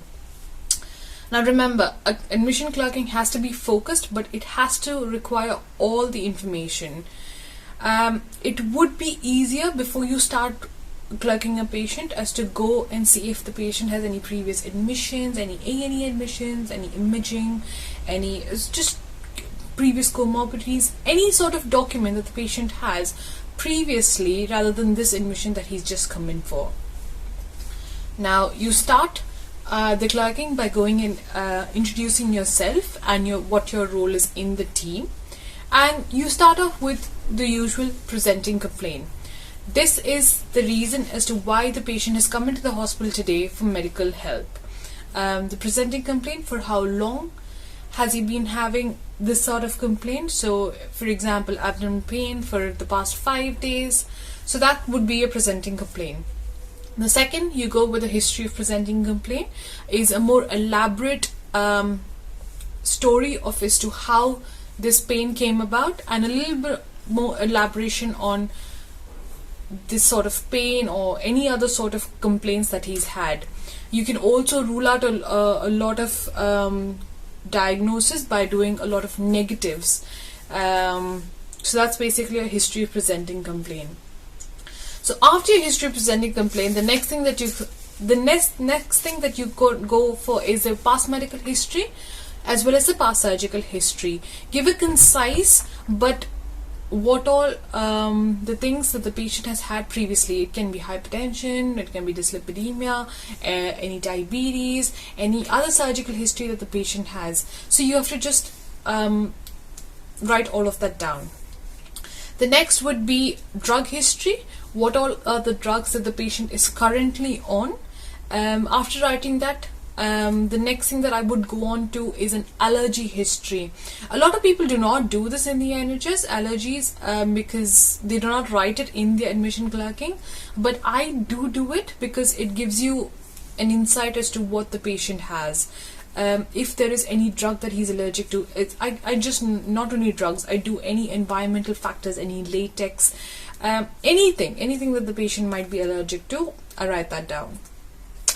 After the drug history, you take a concise family history as to what all comorbidities are there in the immediate family. If there is any, for example, cancers in the family, I do write that down also. So we've talked about the presenting complaint, the history of presenting complaint, the past medical history, the drug history, and the family history. The next thing that is very important is the social history. A social history would contain the smoking habits, the drinking habits, where the patient lives, in what conditions do the patient live in, any what is this occupation of the patient, and if he has any sort of support workers at all, or if he is not dependent, or if he is independent. So all of these do matter because it gives you a little insight of what the patient's background is. It helps you also understand as to in what conditions he's living in, and if that could be a cause as to why he's come in today. So after the social history, this is my history taking part. Now I will go on to my examination part. Now as soon as I start with my examination, the first thing that I write is the observations, that is his blood pressure, his temperature, his respiratory rate, and his SATs. These are the four most important things that as well as his news score. Along with that, I also write how his general appearance is, as in if he's in any distress, if he's sitting out, if he's lying down, if he's in severe pain. It just gives you an idea, or it gives your seniors an idea as to what the patient's condition is. So you've written your obs, you've written how the general appearance is, and then you do a systematic review. A systematic review of all the major systems, as we've done, is the GI, the neurological systems, the cardiovascular, the respiratory. Do it very concise, but I feel like every junior doctor has their own way of doing the complete systemic examination, and I feel that everybody needs to develop their own pace and their own easier methods on how to get the systemic examination done fast but precise. So after you do a systemic examination, you need to write what your impression is. Your impression wouldn't be the correct diagnosis, or it would be the correct diagnosis, but it just helps your seniors understand what your view of thinking is. So you might just write, let's just say, okay, if a patient's come in, for example, with weight loss and cough, a lot of people would probably start with the basics like tuberculosis or something like that. Don't jump onto malignancies. Yes, that is a differential diagnosis, but what could be acute causes? So these are the simple things that your seniors would like to know as to what is running in your head, how you've taken the history, and how is your thought process about this patient. So after you've created your impression, the next thing that you need to curate is a plan. That is what your plan for the patient would be. So the first thing that you could do is bedside investigations. So bedside investigations like either point of care in regards to what the patients come with, point of care investigations, taking a blood glucose probably bedside. So that would be the first initial things. The next thing that I would do is full blood count, as in the full blood panel with LFTs, renal function tests. So when I send that off, I also will take a blood gas, because a blood gas can give you it's a very short method, a very quick method to see as to what's happening immediately with the body. But if you want more tests, obviously the full blood panel is a completely different thing that you need to send off. You need to see if you want any imaging, any x-rays or any ultrasounds, any CT scans. Curate all your plan according to what you think the patient would be and what would steer your way to a diagnosis. And then you need to, the end point of all of this is to get a senior review.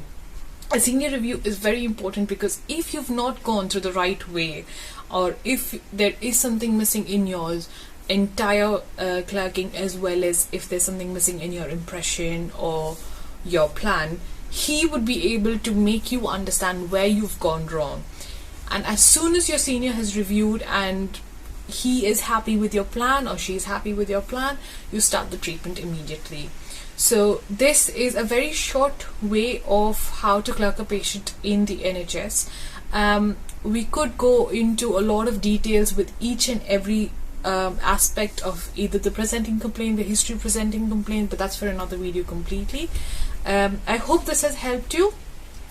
I think another thing that I want to do tell you about is this is for a patient who's come in the A&E most likely, but if it's an elective admission, you definitely can go back, look at his previous records and see why he's come in and just curate a plan according to that. For pediatric histories, you need to additionally add the immunization history and accordingly, but these are usually a clerking for the A&E. I hope this video has helped you a lot. Have a nice day.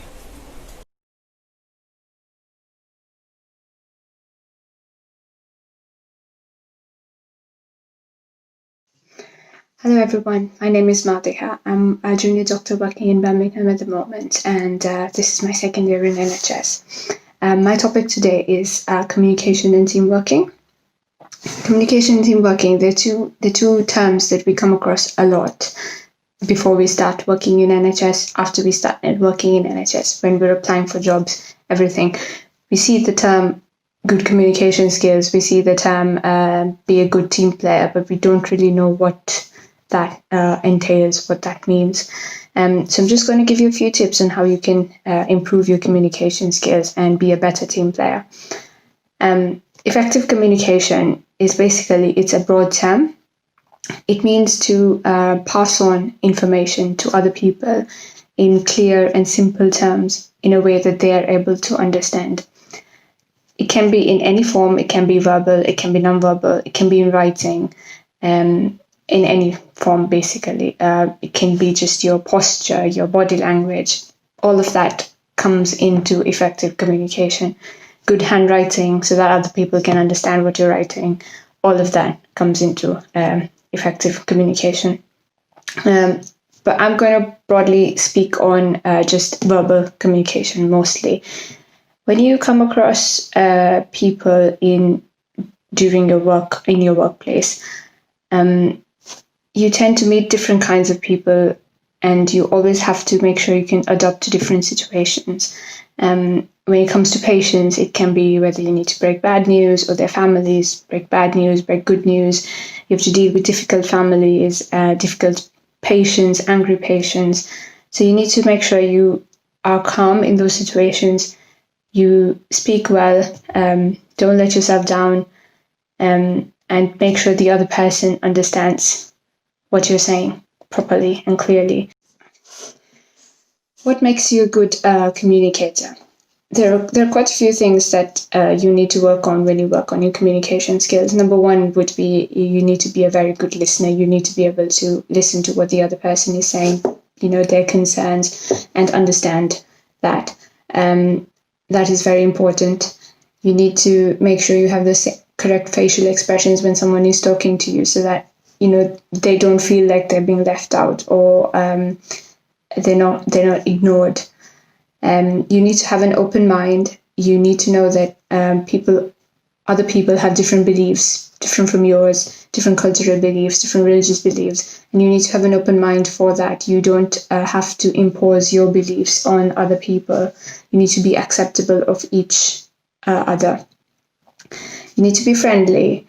One thing I notice is a lot of people, when they start working, they're obviously very nervous. They don't know how to interact with others, especially in your ward and things. So the first thing I say is, on your first day, always go up to the nursing staff, introduce yourself, get their names as well. You might not remember everyone's names, but obviously with time and while you're working there, you will pick it up. Be friendly with them, chat with them, and the other thing is, be very aware of the current situation around you, so that you can always make small talk.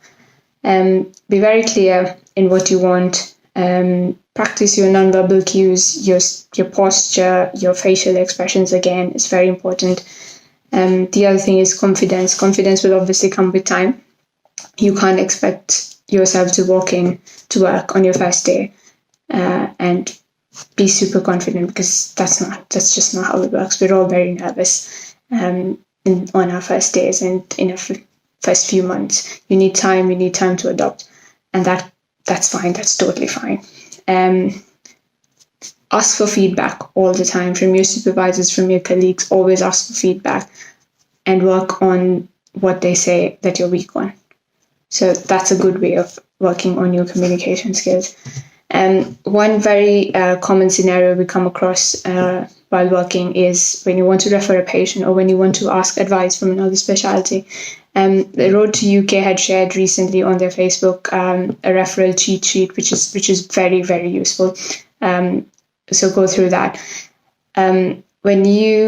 Whatever exam you've done, when they talk about communication skills, they always talk about the SBAR method, which is very widely used. SBAR stands for Situation, Background, Assessment, Recommendation. So situation would be when you call somebody up. Obviously, the first day you're going to call someone up is you're going to be very nervous. So it's totally fine. What I tend to do is before I call someone up for anything, advice, referral, anything, I make sure I know every single thing about that patient.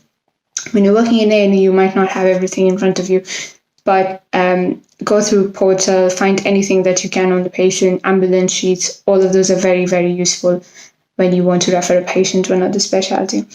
So situation, introduce yourself, who you are, where you're calling from, and why you're calling.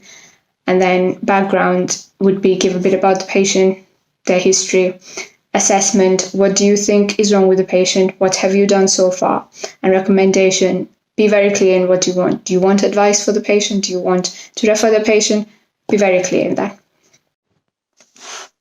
Another common situation that you'd come across is speaking to patients or their relatives. When you're speaking to patients' relatives, make sure you've got consent from the patient before speaking. And then you need to make sure you go to their level. That is, they may not be from medical background, so you don't use medical terms. Use very simple terms. Be very clear. Be sensitive and empathize with the situation. Again, facial expressions are very important if you're talking face to face. Don't be blunt. And yeah, be very clear. Be very friendly.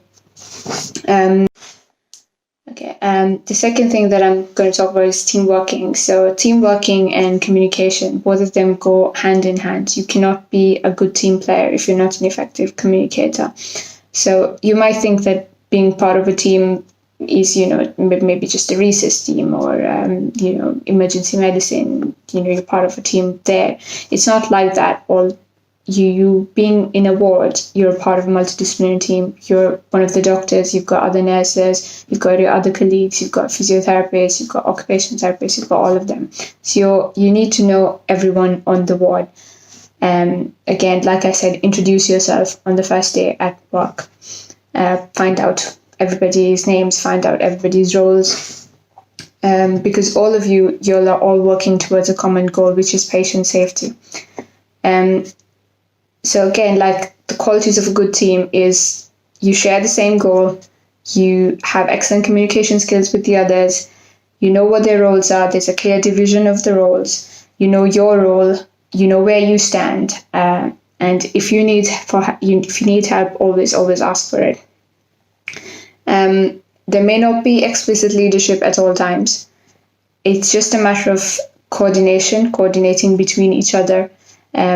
when you have other and when you have other junior doctors and you're all on a ward round, or you're all divided the ward round among yourselves, speak to each other and find out what they work best with, or what they want to learn, or things that you can help them with, and divide your roles accordingly, and divide your jobs accordingly, and get started on them, I guess, after the ward round. And then when you've got time, help each other out. And that's how I think, effective team working comes into play. One thing that we do on our ward is every morning we have like a safety huddle. So we speak to the nurses, we find out who's been sick overnight, who's been ill overnight, who needs to be seen first priority, or if there's any problems with staffing, if you know that the nursing staff is a bit lacking, we can help them out with that, with their jobs as well. Things like that. So all of that leads to a good team working. GMC also has clear guidelines on their good medical practice, so it's about working collaboratively with colleagues. Again, it's the same thing, respect their skills and contributions, treat each other with fairly and with respect.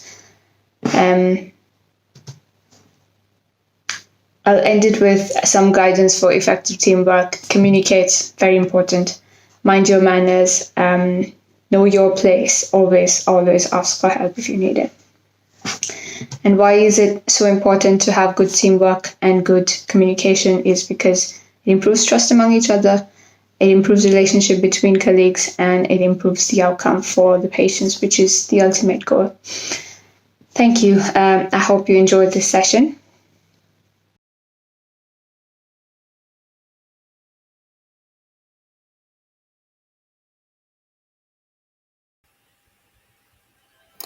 Hello, my name is Lubaina. I'm an international medical graduate from India, and I've been working in NHS, multiple ICUs in the past 4 years. Drug prescription is one of the most important skills that we develop as a doctor, and that is what we are mostly sought after for. The following video describes the guidance to prescribing on drug charts, which are mostly paper-based, although many trusts these days are also using digitalized systems like Cerner, which makes prescribing very easy. Because mistakes are usually always avoided, as the pharmacist always looks up the system and tries and corrects the errors and mistakes. This video is based on the NICE guidance for prescription writing. There is another guidance which is mostly a local guidance available on most of the trusts on their intranet. We should look up on these guidelines for prescribing things like antibiotics, cytotoxic drugs, insulin, and anticoagulants. So let's start with the very first step in prescription writing. As anything else in the hospital, you have to identify your patient with a sticker which has already been stuck on it, or maybe with a written hospital number. You should make sure that you describe the patient by his name, hospital number, address, date of birth, and so on. Also mention the weight of the patient for calculations of drugs, which are based on weight, especially the drug infusions. It's almost of utmost importance to write legibly so that you try and avoid prescription errors. For spelling mistakes, to check them, kindly use BNF either as an app on your mobiles or a book, which is usually handy in all the clinical areas. Avoid using decimal points when not needed as shown. Try to use full words for measurements rather than abbreviations.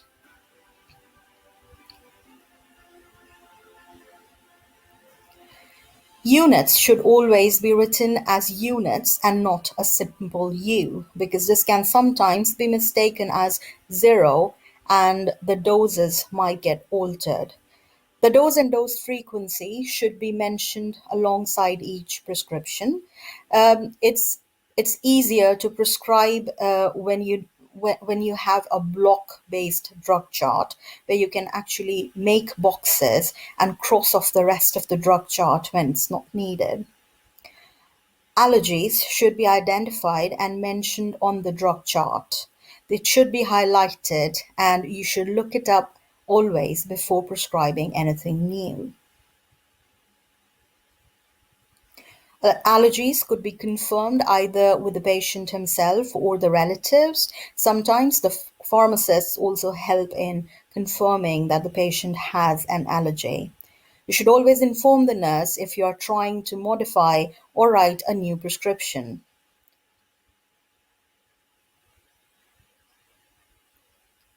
To correct or modify a prescription, you should cross off completely the previous prescription and then write legibly a new prescription with the new dose or frequency.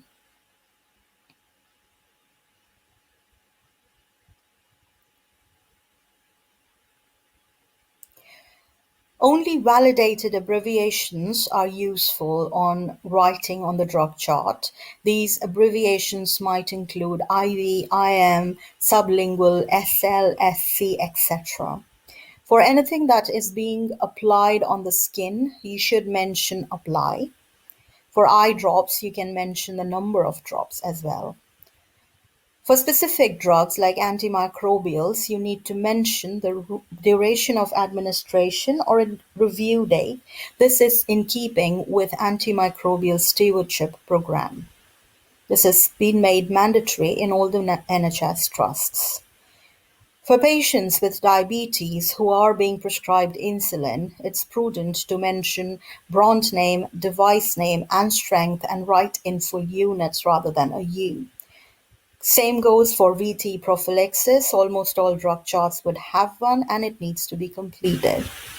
Cytotoxic drugs are prescribed only by senior personnel in the team, which would be a registrar level person or above. The foundation year doctors and the other junior doctors should always forward these kind of prescriptions and keep themselves safe from any sort of negligence. When in doubt, you should consult your pharmacist or a senior colleague.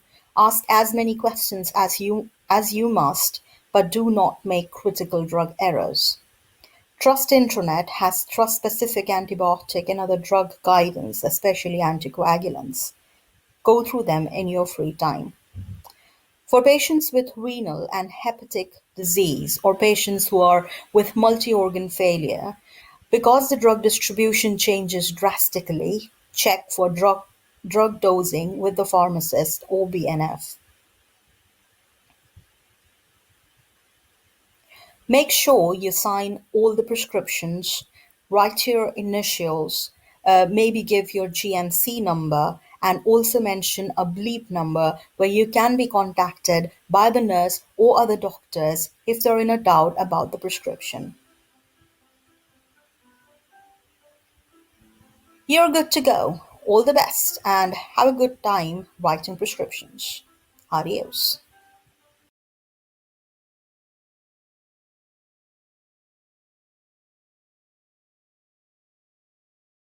Hello everyone, my name is Vishal Agrawal. I am currently an FY2 standalone trainee in North Cumbria Integrated Care NHS Trust, and I'm going to start my internal medical training in Warrington and Liverpool from August. Today I'm going to talk to you about ECGs.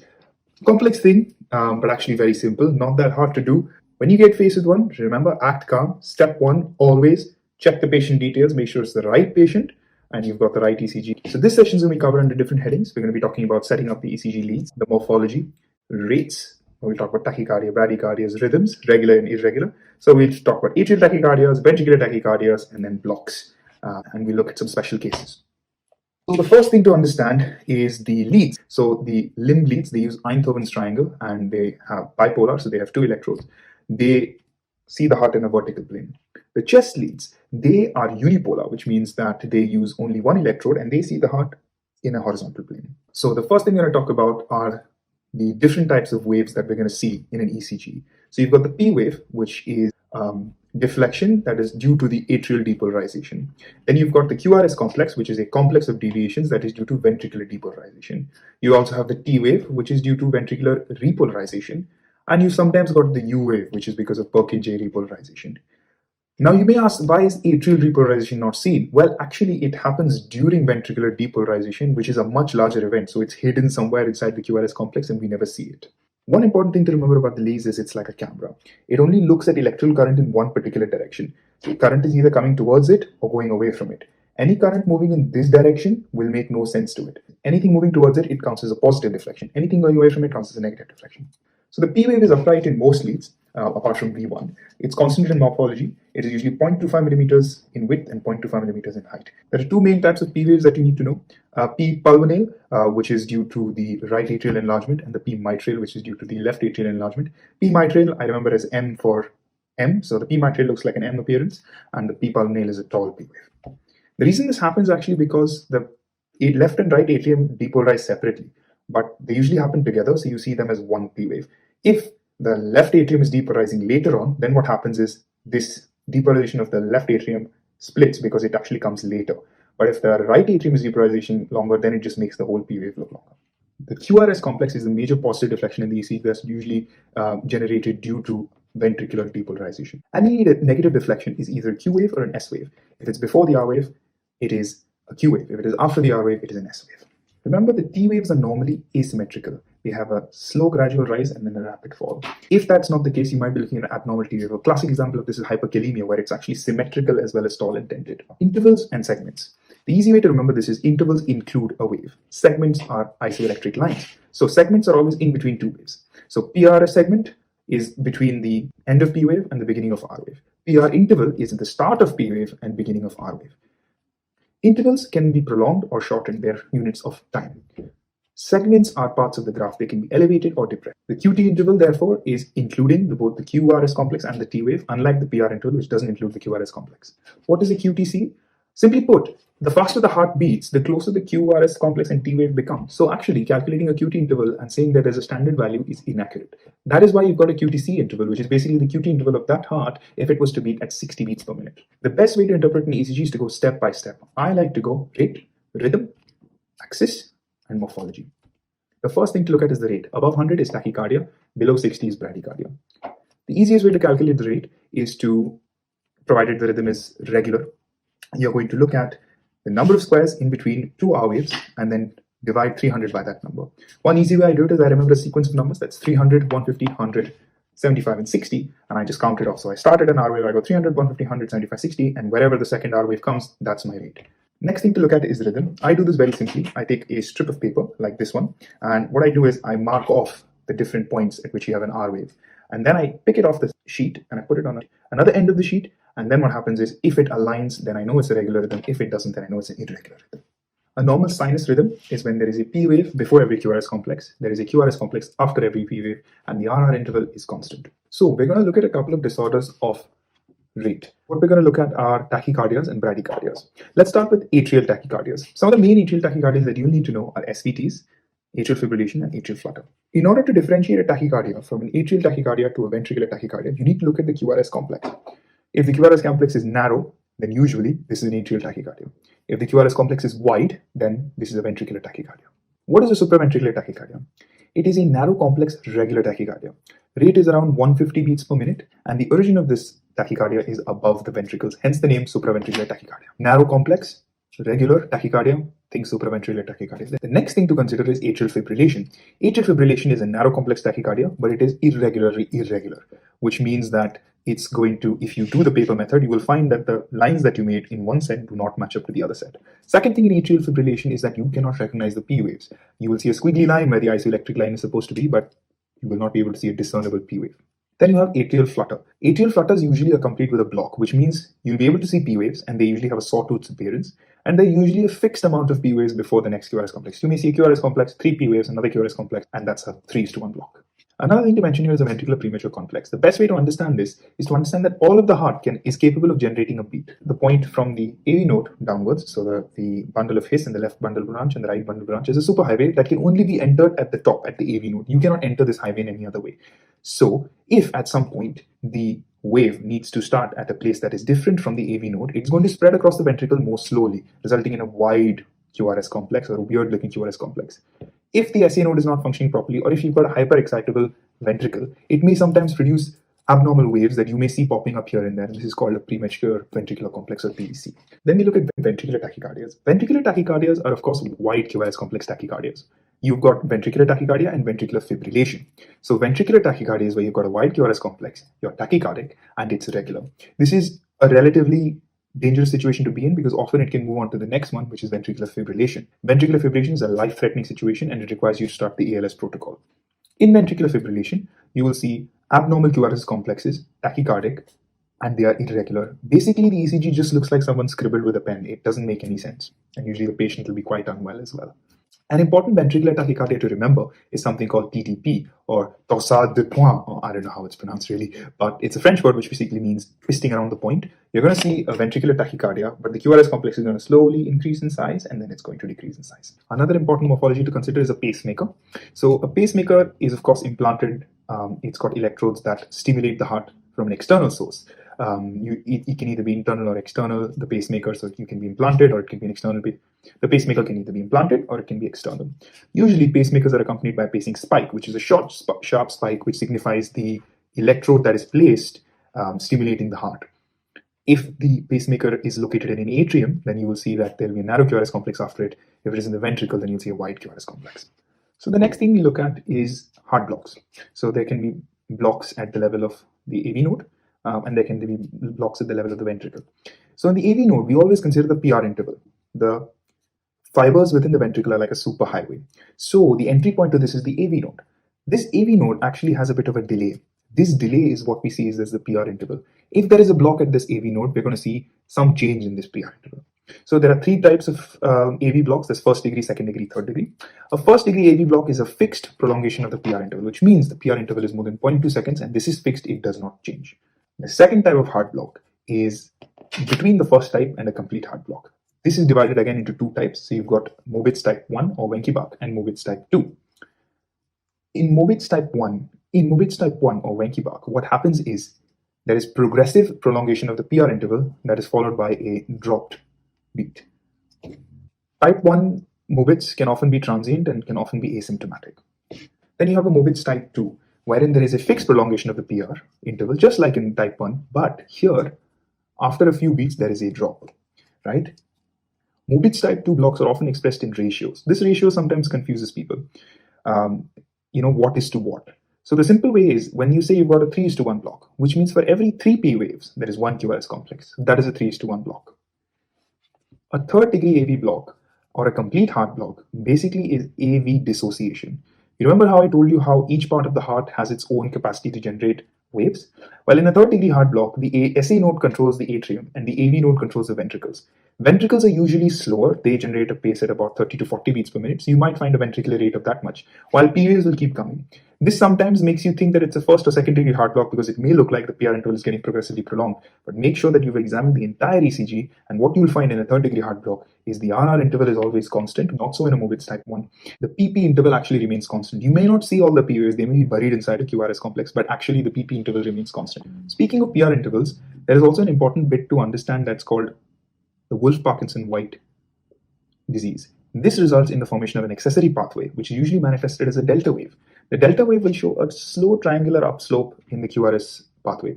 This is actually because there is a second pathway besides the AV node in these people's hearts where it goes, along with the AV node, it also goes through that pathway, and therefore the upstroke of the Q wave is not as sharp because instead of just going this way, there's also a second one that is coming like that. So this bit is what you see on the delta if we're looking at the heart like that.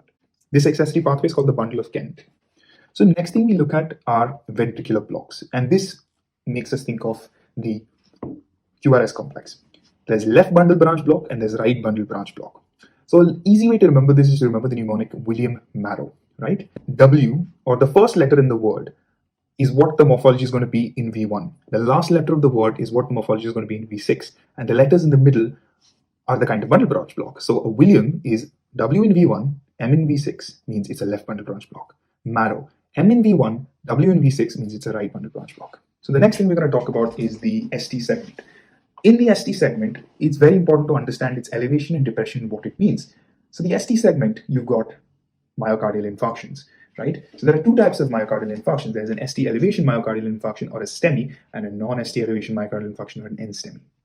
In order to diagnose an MI, you need to look at the entire ECG, not just one lead. To determine whether an ST segment is elevated or depressed, you need to look at the J point. The J point is the point at which the QRS complex ends and the ST segment begins. So it is a point at which the QRS complex joins the isoelectric line. Normally, the J point should be in line with the isoelectric line, means in line with the ST segment. So if you look at this diagram, this will show you where you see ST elevation and how it corresponds to the different parts of the heart. Again, if you picture this as a camera, it's very easy to understand which location means what. One important thing to remember is left bundle branch block. A left bundle branch block confuses the ECG. So if you have a new left bundle branch block in a patient with a previously undiagnosed, he is a STEMI until proven otherwise. A pathological Q wave is also a sign of a previous myocardial infarction. Just remember, a pathological Q wave is usually more than one small square deep. The ST segments changes vary with time of the MI. In this diagram, you can see how it varies temporally. Pause the video here and have a look if you want to memorize it. Let's have a look at this picture here. So as you can see in this picture, there's an ST elevation in V2, V3, V4, V5, and also in 1 and AVL. So what type of MI is going to be? It's going to be an anterolateral MI. Now look at this next one. Here you're going to see an ST elevation in 2, 3, and AVF, and a corresponding ST depression in 1 and AVL, as well as V2 and V3. So this is going to be an inferior MI. An NSTEMI is a non-ST segment elevation MI which doesn't show ST elevation naturally. You suspect this when you may have ST depression, T wave inversion with or without ST depression. But remember, a Q wave and an ST elevation together will never happen. If you get an NSTEMI, remember, you need to do a troponin test. If this is positive, then it's an NSTEMI. If this is negative, then this is unstable angina. Also remember that ST segment depression does not necessarily mean an NSTEMI. It can also be a sign of myocardial ischemia. In these cases, troponin will usually not be raised. Here, you're going to have 1 millimeter of ST segment depression or more. You'll have a symmetrical T wave and you'll have a long QT interval. Another very important bit to remember about the ST segment is pericarditis. In pericarditis, you're going to have a ST segment elevation throughout all the leads, right? And it's usually a saddle-shaped ST elevation. It's concave like this. Another type of important ST depression is digoxin toxicity. In digoxin toxicity, you have what is called a reverse tick appearance, where a tick mark, which is like that, it instead appears the opposite, which is like that. So the ST segment depresses and then goes back up.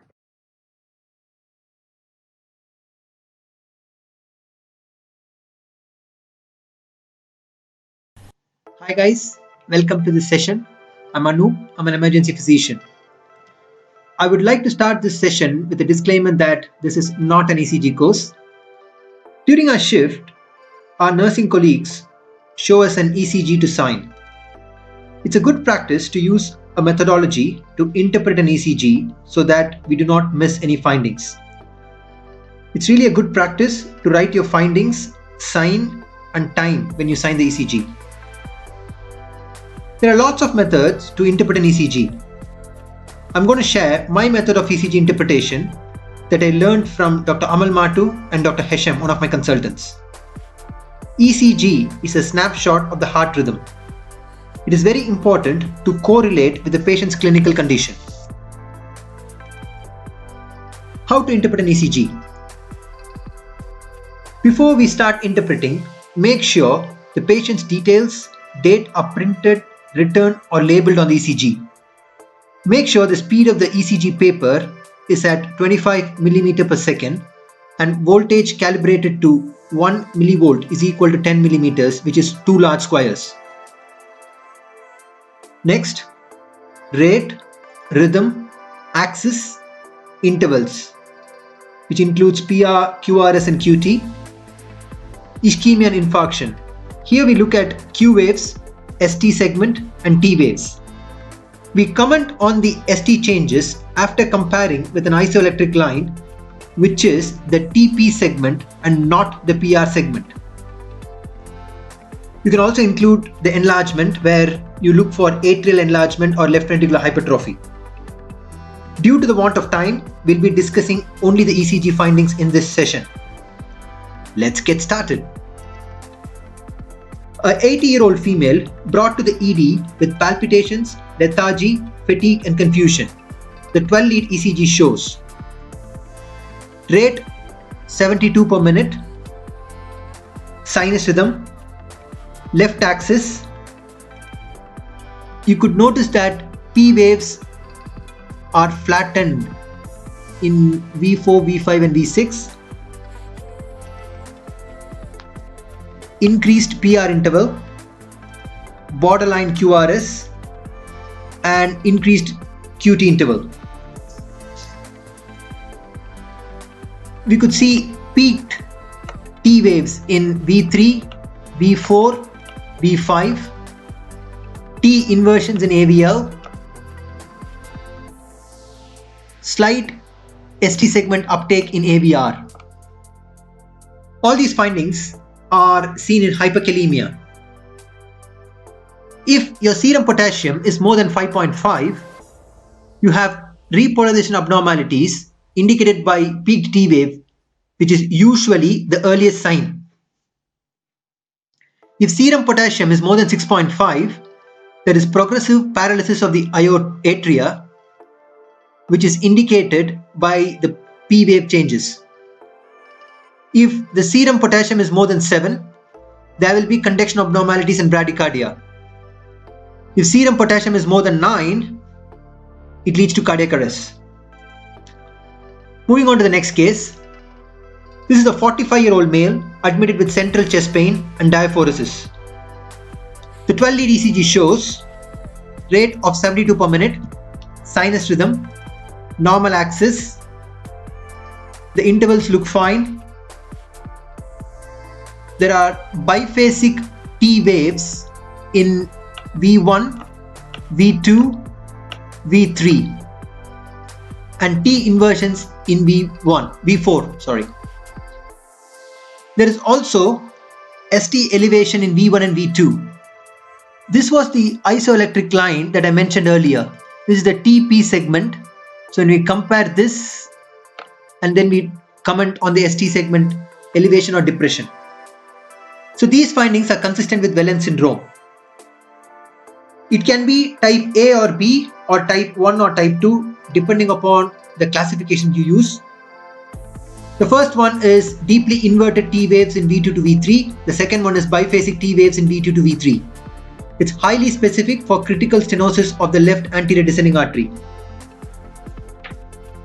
This is a 68-year-old female brought to the ER with left chest discomfort and giddiness. What does the 12-lead ECG show? Rate of 72 per minute, sinus rhythm, normal axis. We could see ST depressions in V2, V3 and V4, V5 and V6, especially at the J point, associated with tall T waves.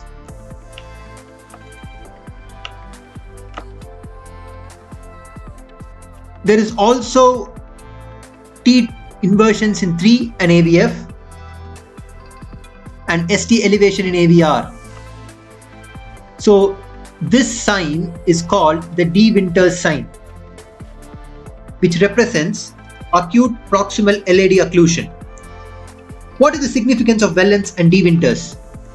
Your Wellens syndrome is subacute proximal LAD occlusion, which needs urgent treatment.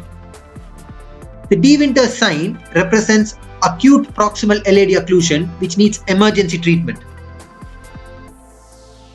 This 12-lead ECG is of a 78-year-old male who has got pacemaker in situ, admitted to the hospital with central chest pain. Before we move on to interpret the ECG, let's look at what is discordance and concordance. You could see the ST segments and T waves are in opposite direction. This is called discordance, which is normal for left bundle branch block and pace rhythm.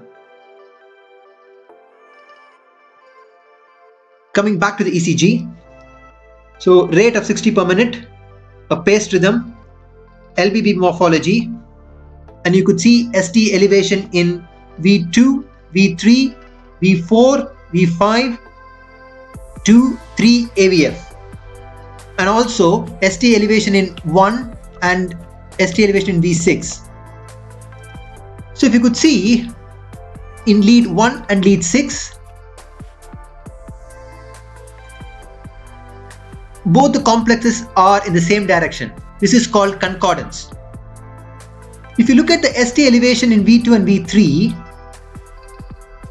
the XT segment elevation is more than 25% of the depth of the QRS complex or the S wave. How do we diagnose MI in LBBB or paced rhythm? We use a criteria called Scarbosa criteria. Scarbosa A is concordant ST elevation in a lead with a positive complex. Scarbosa B is concordant ST depression in V1, V2 and V3 with a negative complex. Scarbosa C is nothing but modified Smith's rule, which is ST segment elevation of more than 25% of the size of S wave, which is modified Smith's rule.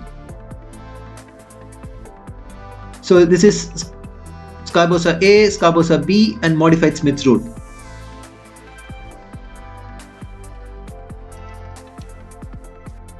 This is an ECG of a 90-year-old female admitted with syncope. I know some of you are already looking at V2 and V3. Yes, this shows ST segment depression in V2, V3 and tall R waves in V2 and V3.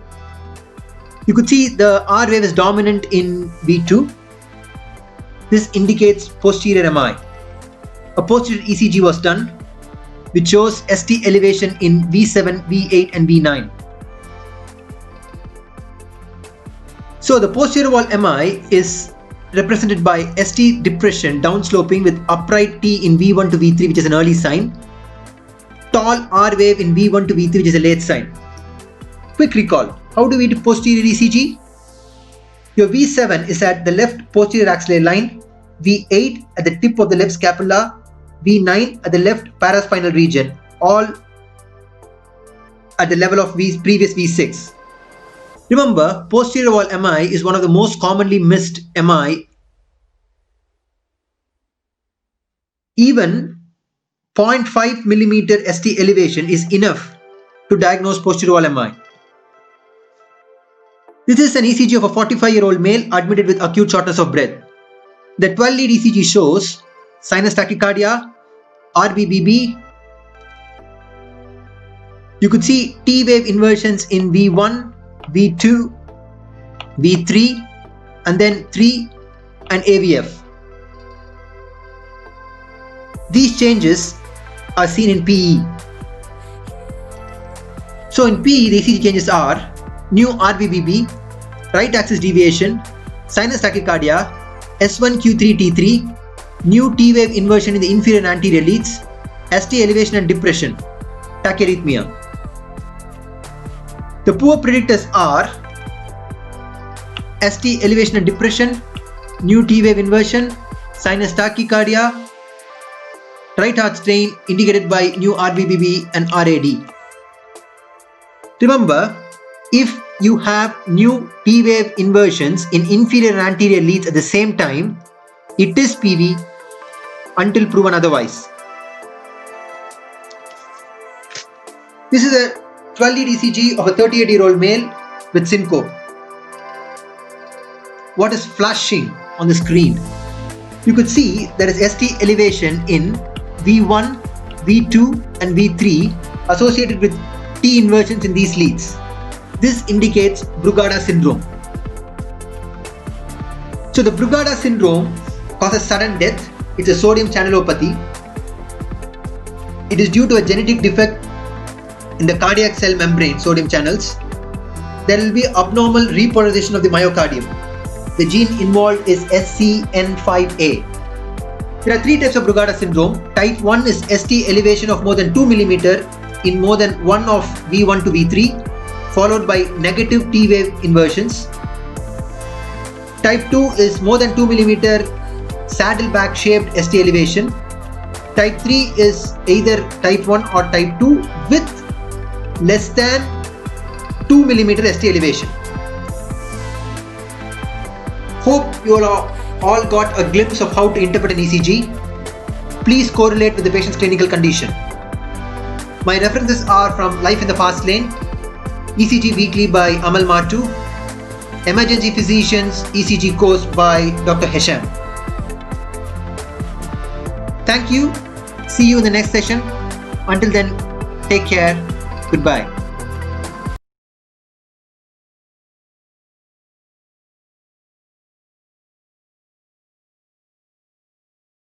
Hello everybody, hope you're all safe. My name is Fathima and I'm one of the medical doctors working for Northwest Anglia NHS Foundation Trust. Before we begin, let me express my gratitude to the Rota UK team for coming up with this great initiative and giving me an opportunity to stand here in front of you and talk about induction to on-call for SHOs. Now, since I belong to the medical team, I will be talking about the common on-call scenarios that you could possibly face in a medical ward. So let's get started. So my topic has been briefly divided into the following headings. I will be talking about components of an on-call, what it comprises of, tips for an on-call, what could be the possible tips that you could follow to have a good on-call, few of the common on-call scenarios that I will be talking you through, and the resources as an on-call, what possible resources that you could refer to in order to manage the patient. So, the components. First thing is clerking. Now, clerking basically involves history taking, physical examination, your clinical provisional diagnosis, the possible investigations, and your plan. Now, not necessarily that you need to go through all of these headings order by order. Sometimes all of this can take place in one setting.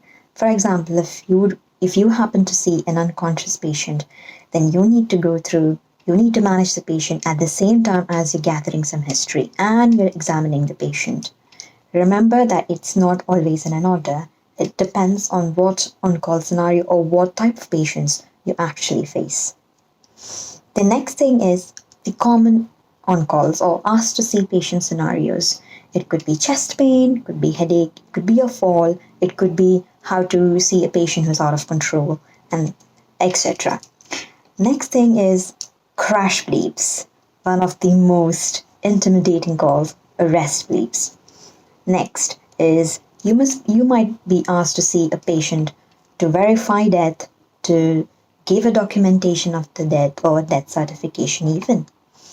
The next thing is handover.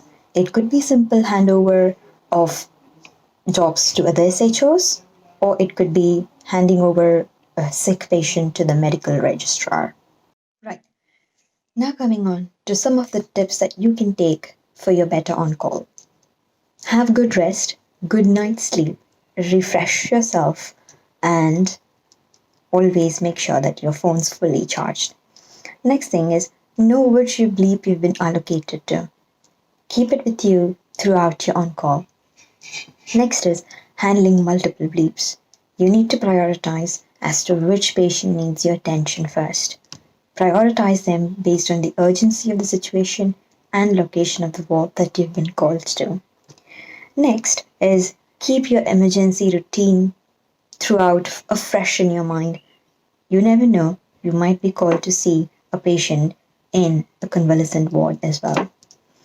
Next is never hesitate to call your seniors. Remember, seniors always have your back. Next is remember to escalate it upwards and not sidewards. Do not escalate it to other SHOs. Escalate it to your med-reg. Next is remember to check the charts. It could be either input-output chart, it could be the stool chart, it could be the medication chart, and medical history. Their previous documents, their escalation plans, what they came in with, their past medical history. These are the connecting points that can lead you to the present condition and how to manage them further. Next is documentation, one of the most important steps of an on-call.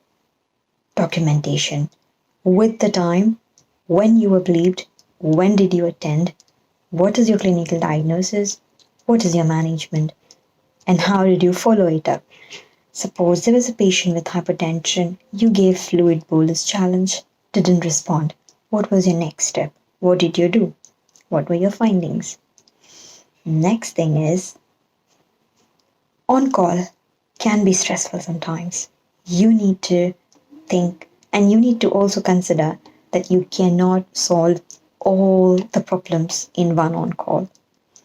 Don't be too hard on yourself. Leave what couldn't be dealt on with. Hand it over to the SHO and move on. Get ready for the next on call. Now coming on to the common on call scenarios that I will be talking. Now, to make it better and easy to understand, I have come up with a very systematic approach for any on-call. Now, this can be divided into 4 basic headings. First is the phone call. Next is the elevator thoughts. Third, major threat to life. And fourth, bedside examination. Now, coming to phone call, the first point of contact, your nurse bleeps you. She tells you patient is having so-and-so complaint, say headache or fall out of the bed or chest pain. Now you need to know that this phone call is important. This will lead you to assess the severity of the situation. This will lead you to assess what can you do in the interim while you go to the ward and assess the patient personally. And third is you give your staff nurse a timeline that you will come or attend this patient immediately or after some time, or you at least hint the staff nurse that you're in the middle of seeing a sick patient and then you will right away come and attend this patient. Next is elevator thoughts. Now, in bigger hospitals, most of your on-calls are spent on traveling. Now, this time, you are not obviously in the vicinity of the patient bedside to assess them. What do? Is the data that you have gathered from the phone call, you're going to reflect on it and think about most life-threatening, most common causes that could possibly lead to this situation. So how effectively you utilize this time is important. Next is major threat to life. So obviously you give a thought, you reflect on the situation. Now this will help you in building up a provisional plan that you will be doing this examination, you will be asking this question, and you will basically be doing this investigation for the patient. Next is bedside examination. Now, bedside examination can involve a quick look examination, a quick look test, airway and vital signs. Basically, A, B, C, D, E approach. Airway, breathing, circulation, disability, exposure or environmental factors. And the next thing will be a selective history, a selective physical examination. You will review all the charts, the medication chart, previous medical history that can help you manage the patient. And if at all, even after doing this, you're not successful in tackling this patient, you also need to know when to hand over or when to escalate this to your medical registrar. The first on-call scenario that we will be discussing is the most commonly bleeped fall. If you're working in a geriatric ward, then one of the common complaints that you come across is fall. Now, again, a systematic approach. Some questions you'll be asking to the nurse will be obviously the location, the name, and the identification of the patient. Next is, was this fall witnessed? Second, is there any obvious signs of trauma? Like if the patient is bleeding? Is there any head injury? Is there any C-spine injury? Is there any hip injury? Next, is the patient's level of consciousness is altered? Is the patient unconscious? Is the patient behaving abnormally? Next, is the patient on any anticoagulants like warfarin or NOAC, or if the patient on any anti-epileptics? Now, in the interim, what are you going to ask the staff nurse to do? Obviously, you're going to ask the staff nurse to do vitals, check the BMs, and or may possibly, if it sounds like an uncomplicated fall, position them. Next thing will be you're assessing the patient's severity, whether this person needs to be immediately attended or can this patient wait. If any of these things have been answered, that is, if the patient is having altered sensorium, is the patient having altered coagulability, patient having any obvious fracture, yes, that's when you need to attend this patient immediately. Now, elevator thoughts. What could be the possible causes of this person to have a fall? Let's go from top to bottom. Neurological. Is the patient confused? Any cognitive impairment? Can some medications like sedatives cause this? Metabolic. Any electrolyte abnormalities? Next will be, is the patient under the influence of any medication like intoxication? Is the patient dementic? Sundowning phenomena. Next, heart-related. Most common cause, a postural drop in blood pressure, arrhythmias. Next, environmental factors. Patient's call bell was not accessible. Patient was trying to reach it, slipped, fell. Sometimes restraints itself can lead to fall. Next, wet floors. Third, unsupervised nursing. Or if the patient has been not watched for, if the patient is having recurrent falls and the patient is not supervised or to use the washroom and slipped, fell. These are all your causes. Nighttime, visual disturbances, transient ischemic attack, stroke, multiple causes for fall. Next thing, major life threat is head injury. Yes, you should know when to detect that this patient possibly is having a head injury, needs immediate attention, needs urgent imaging like a CT scan.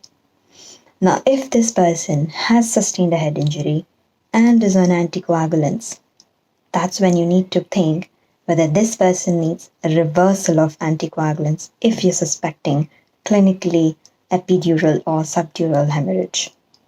Call the hematologist, seek advice as to how you will reverse this anticoagulants. Next thing will be a quick look, obviously, bedside examination. Usually, falls in the hospital are not very life-threatening or not very gross as maybe a fall or a RTA. It can be dealt in with. Patients are usually stable. So you would assess these patients as whether they look comfortable, they are sick, needs urgent attention, or they are critical, about to die. Okay. Now, airway. If the patient's talking, airway patent, sick history, see the vital signs, especially the heart rate. If there is any variation of the heart rate, fast heart rate, slow heart rate, arrhythmias could be one of the causes. Take an ECG, diagnose, treat. Next, blood pressure. Is there a massive drop in the blood pressure? Postural drop. Now, two things that I can say as a bedside, if there is a postural drop, along with the drop in the heart rate or variation in the heart rate of approximately more than 15 beats per minute, then it's suggestive of volume depletion. If there is isolated postural drop of only blood pressure, it suggests some autonomic dysfunction. Right. Next, coming on to your selective history. What will you ask? You will ask the patient, what happened before the fall? Was there something that triggered this fall? What happened during the fall? This patient had loss of consciousness, hit his head. What happened after the fall? Is the patient able to move all his four limbs? Is there any focal neurological deficit? You have to assess. Is the patient diabetic? Check the blood sugars. Know your plan. Treat accordingly. Is this patient known to have recurrent falls? Whether the cause was unrecognizable due to some reason and past history indicates that this fall. Next is, has this patient sustained any obvious injury? Could be a lump on the head, it could be a swelling anywhere in the joint, patient is unable to move, there's effusion, TNO, you call up the TNO, imaging, and then you manage. Now, this is a selective history. Now coming to selective physical examination. Start from head to toe. I would say start from the vitals. Heart rate, oxygen saturation, low or high, low, suggestive of traumatic pneumothorax. Irregular breathing could be a traumatic pneumothorax or tension pneumothorax. Next, you will start from top to bottom. Head, eyes, ENT. Is there any obvious lump, bleeding, depressed skull fracture? Eyes, is there any panda sign? Is there any battle sign suggestive of this some intracranial pathology or intracranial trauma? Next, any laceration of the tongue, blood collecting up, patient may aspirate if there is altered level of consciousness. You need to know. Next is cardiac, obviously. If you see that there's heart rate is altered, ECG shows alteration, compare it with the previous ECGs, seek attention if there is. Next is musculoskeletal. Obviously, you're going to examine the joints, the bones, movement, to know if there's any obvious fracture. Neurological. A complete neurological examination is important. You need to assess what was this patient's baseline, what has been happened after the fall. Was there any significant alteration in his consciousness or in his neurology? It could be suggestive of some structural underlying brain disease or brain disease. Next is what you'll be seeking is whether this patient needs a CT head is an important question now. Now, there are some criteria if the patient has altered consciousness immediately after the head injury. Yes, this patient needs CT head. If there is any focal neurology, was there any loss of consciousness, any retrograde amnesia? Is this patient bleeding? Was this patient on any anticoagulants? So you have to even monitor these patients for the next 6 hours, 6 to 8 hours, according to the NICE guidelines. If there's any altered consciousness, that's an indication that you would obviously, this patient needs further investigations like a CT head. Right, now you will see the charts. Next is, what was the last time patient had a meal? Dehydration. Volume depletion, assess the JVP. Next, is the patient anuric or liguric? Can give you a brief idea about this patient's volume status. Next is medication history. Is the patient on a heavy dose of diuretic? Sometimes diuretic-induced nocturia can lead to falls. Is the patient on any sedators? Do you think this patient might need alteration in the dose of medication? Next, you'll see whether this patient, environmental factors, whether this patient needs further imaging or further care, whether he needs restraints or not restraints, gown size appropriate lighting. So all of these are the things that you will manage, and documentation of these things. And then you need to follow up with these patients to see if there's anything that's brought up, like the patient might not be able to move hip, especially in elderly female patients where they are more prone to fractures because of, say, osteoporosis.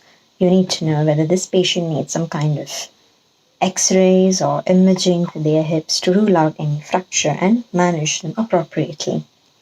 That was about how to manage a fall or how ask to see a patient with a fall in the ward. Thank you. So, the next common on-call that we will be discussing is hypotension or low blood pressure. You might get a call saying so and so patient is having low blood pressure, because of which there's a high news. Could you please come and have a look? Now, hypertension per se is not a dire medical emergency that you need to attend, but you need to understand that hypertension induced low perfusion to other organs is an emergency condition, and possibly the patient could be in shock.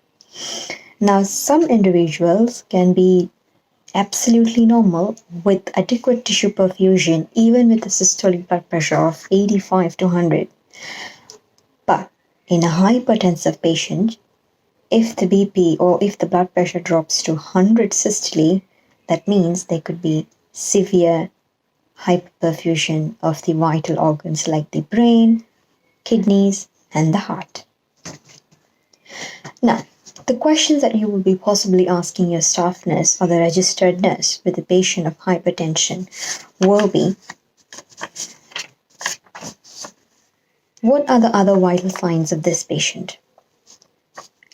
What is the heart rate? Is it high? Is it low? What is the oxygen saturation? Is the person having hypothermia or hyperthermia, the temperature? Is the patient conscious? Is the patient having any chest pain? Is there any ongoing evidence of bleed like melena or hematemesis? Did this patient have an IV contrast? Any kind of urgent imaging within 6 hours? Or did this patient have any IV antibiotics or any other medication which was new to this patient within 6 hours? And what did the patient actually come in with? Now, this is where you're assessing the severity of the problem. Now, if the history, what the nurse gives you, is suggesting that this patient could possibly in, say, septic shock or in sepsis, then you have to ask the nurse, while you go and see the patient in the interim, to secure IV access.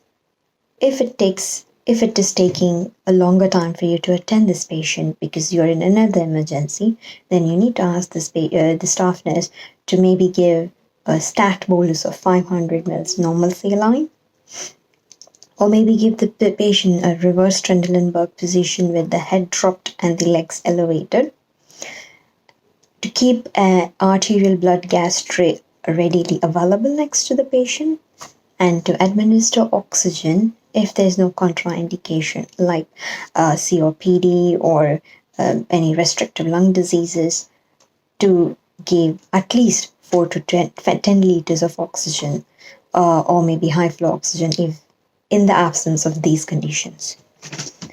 Next, if the history suggests that this patient had something unusual or new, and since then the symptoms started, that means there could be anaphylaxis. You could possibly ask the registered nurse to get the epinephrine premixed syringe ready for you.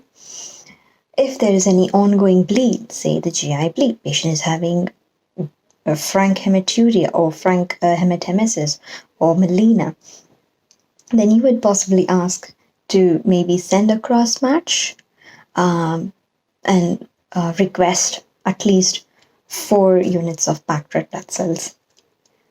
If this patient is complaining of chest pain and having hypertension, then you might have to think in lines of possible myocardial infarction. Ask the registered nurse to get an ECG ready. Next thing that we will be talking about is, what are your elevator thoughts? It's simple. Hypertension, along with all of this, you have to immediately attend the patient first. Elevator thoughts will be, could it be cardiogenic shock? Could it be anaphylactic shock? Could it be hypovolemic shock? Could it be sepsis? Or could it be hypovolemia? I'm sorry, I already mentioned hypovolemia. Now, the major threat to life is shock. So here, main objective of managing this patient will be to identify the cause of the shock and to treat it as well. Now, you have reached the ward and you're seeing the patient. Go ahead, see quick look test. Is the patient stable? Does the patient look sick? Is the patient too critical, where you need an urgent attention of your senior? Now, A2E examination, airway, clear patient talking, good. You'll do the rest of the things. But if the airway is obstructed, then you need to maybe inform your registrar, call in the CCOT or call in the anesthetic reg on call, secure the airway, possibly intubation. Meanwhile, you need to give the patient a left recumbent position so that you avoid possible aspiration. Next is you assess the breathing pattern. You see the respiratory rate of the patient, too high, too low. If the patient is in shock, remember to give at least 4 to 10 liters of oxygen until you have all your arterial blood gases results. Now, you will assess the circulation of the patient. You're going to examine the jugular venous pressure, the JVP, whether it's flat, volume depletion, whether it's raised, could possibly be a volume overload or fluid overload status, any postural changes. Next is you will look for temperature. Is the patient having any hypothermia or hyperthermia, suggesting you that they could possibly be sepsis or patient is in septic shock. So you're going to give broad spectrum IV antibiotics after ruling out any allergies, and then possibly look in the intranet of what possible antibiotics your trust guidelines have approved for, and then send some blood cultures, do the routine infection screen as well. Now, you are going to do an ECG. Now, ECG could possibly be suggest bradyarrhythmias, tachyarrhythmias. Bradyarrhythmias could be autonomous dysfunction, heart blocks.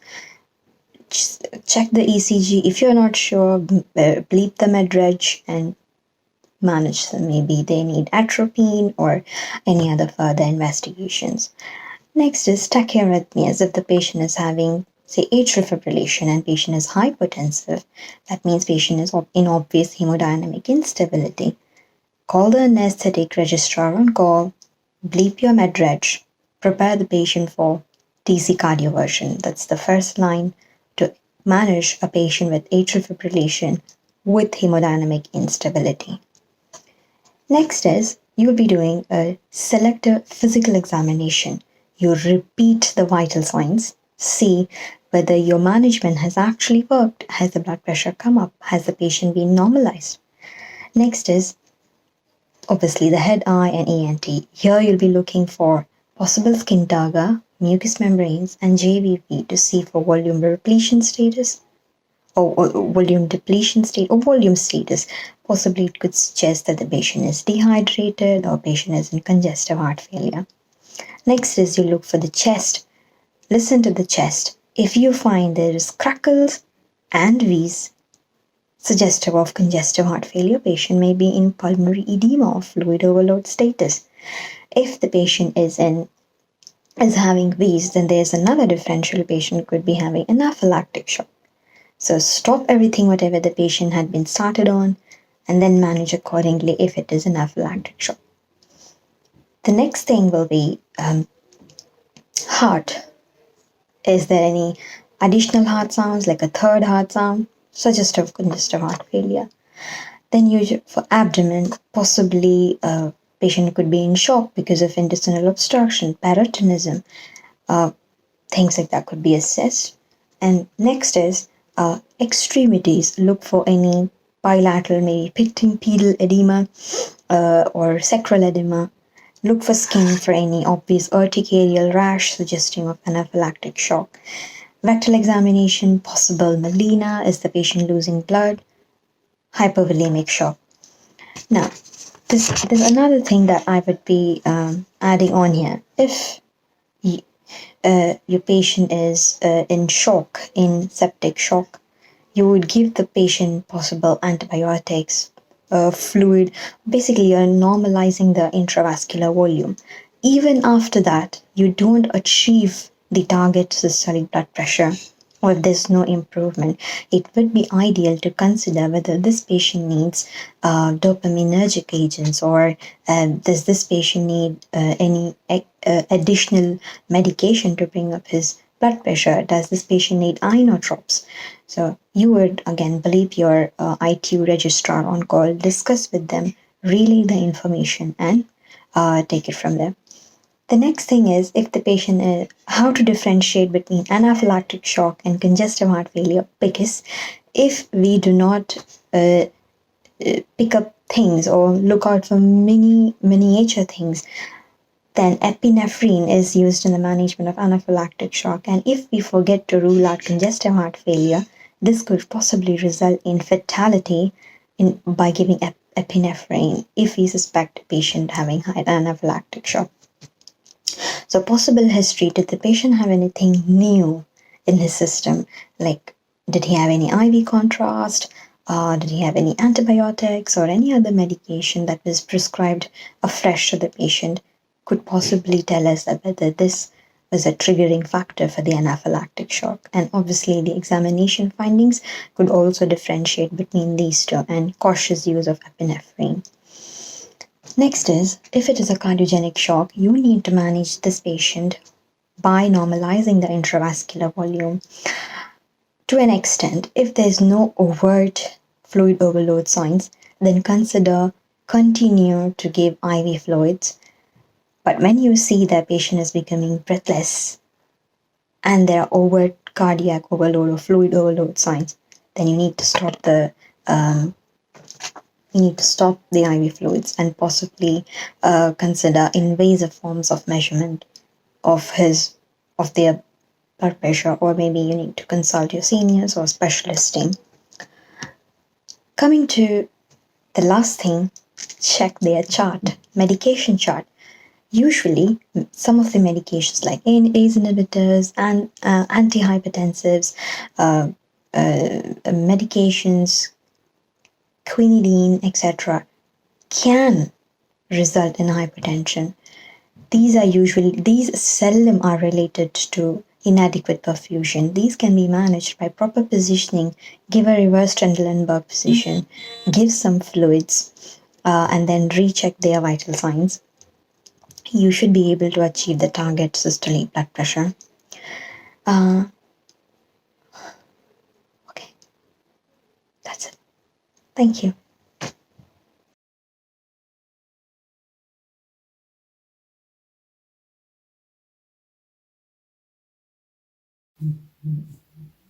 Hi, my name is Sobia, and I'm one of the foundation trainee working in Royal Berkshire Hospital, and I'm almost finishing my foundation training in July. So very excited.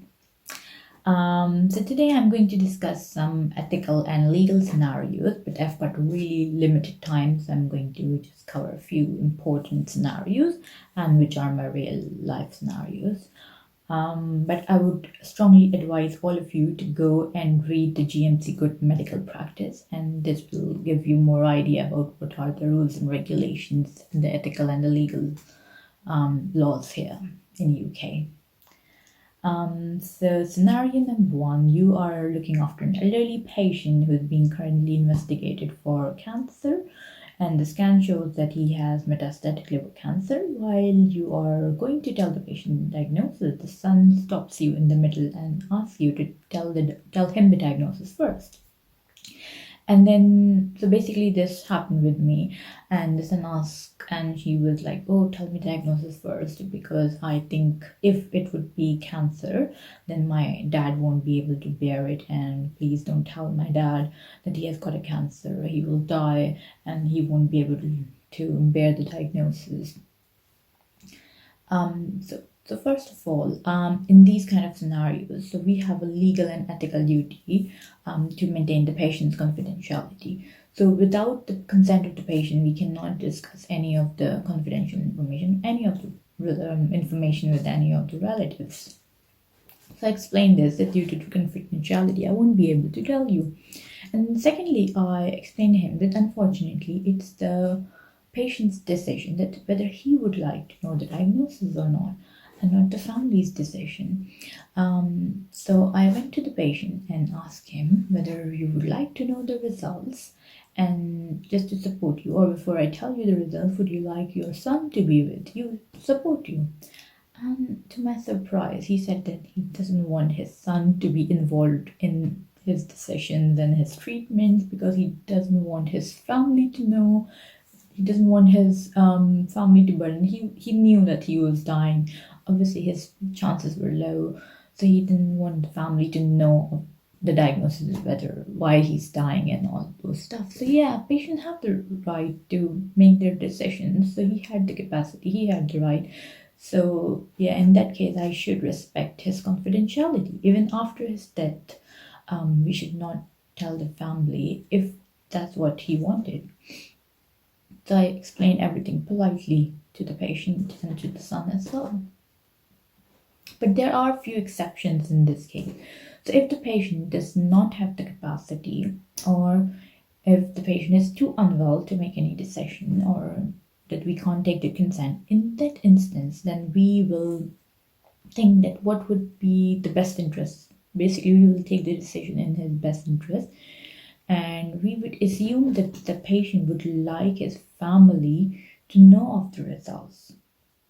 So then, for example, if the young patient coming with a road traffic accident, so in that case, yes, we would inform the family because he's unconscious, he's unwell, we can't take the consent from him, and we would think that the patient would want to involve his family, and then we call next of kin and explain that your husband or your wife, whoever, or your son is in the hospital, and now he had an accident, he's unconscious, he had a head injury, so now we will inform the next of kin of all the information.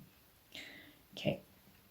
So the next scenario we have is that you are one of the junior doctor working in pediatrics. One of the new nurses of the ward asks you to prescribe some antibiotics for his 5-year-old daughter who has a cough. And she explains that she has just moved to another country, she's new here, and she didn't get time to register with the GP. So what would you do now? This is very common. When I came to UK, we have few friends and who used to come to me, and because they don't know the system as well, it doesn't work like back home, and anyone can prescribe any drug for anyone. So here, the GMC guideline is that wherever possible, you should avoid treating your friends, your family, your colleagues, or yourself.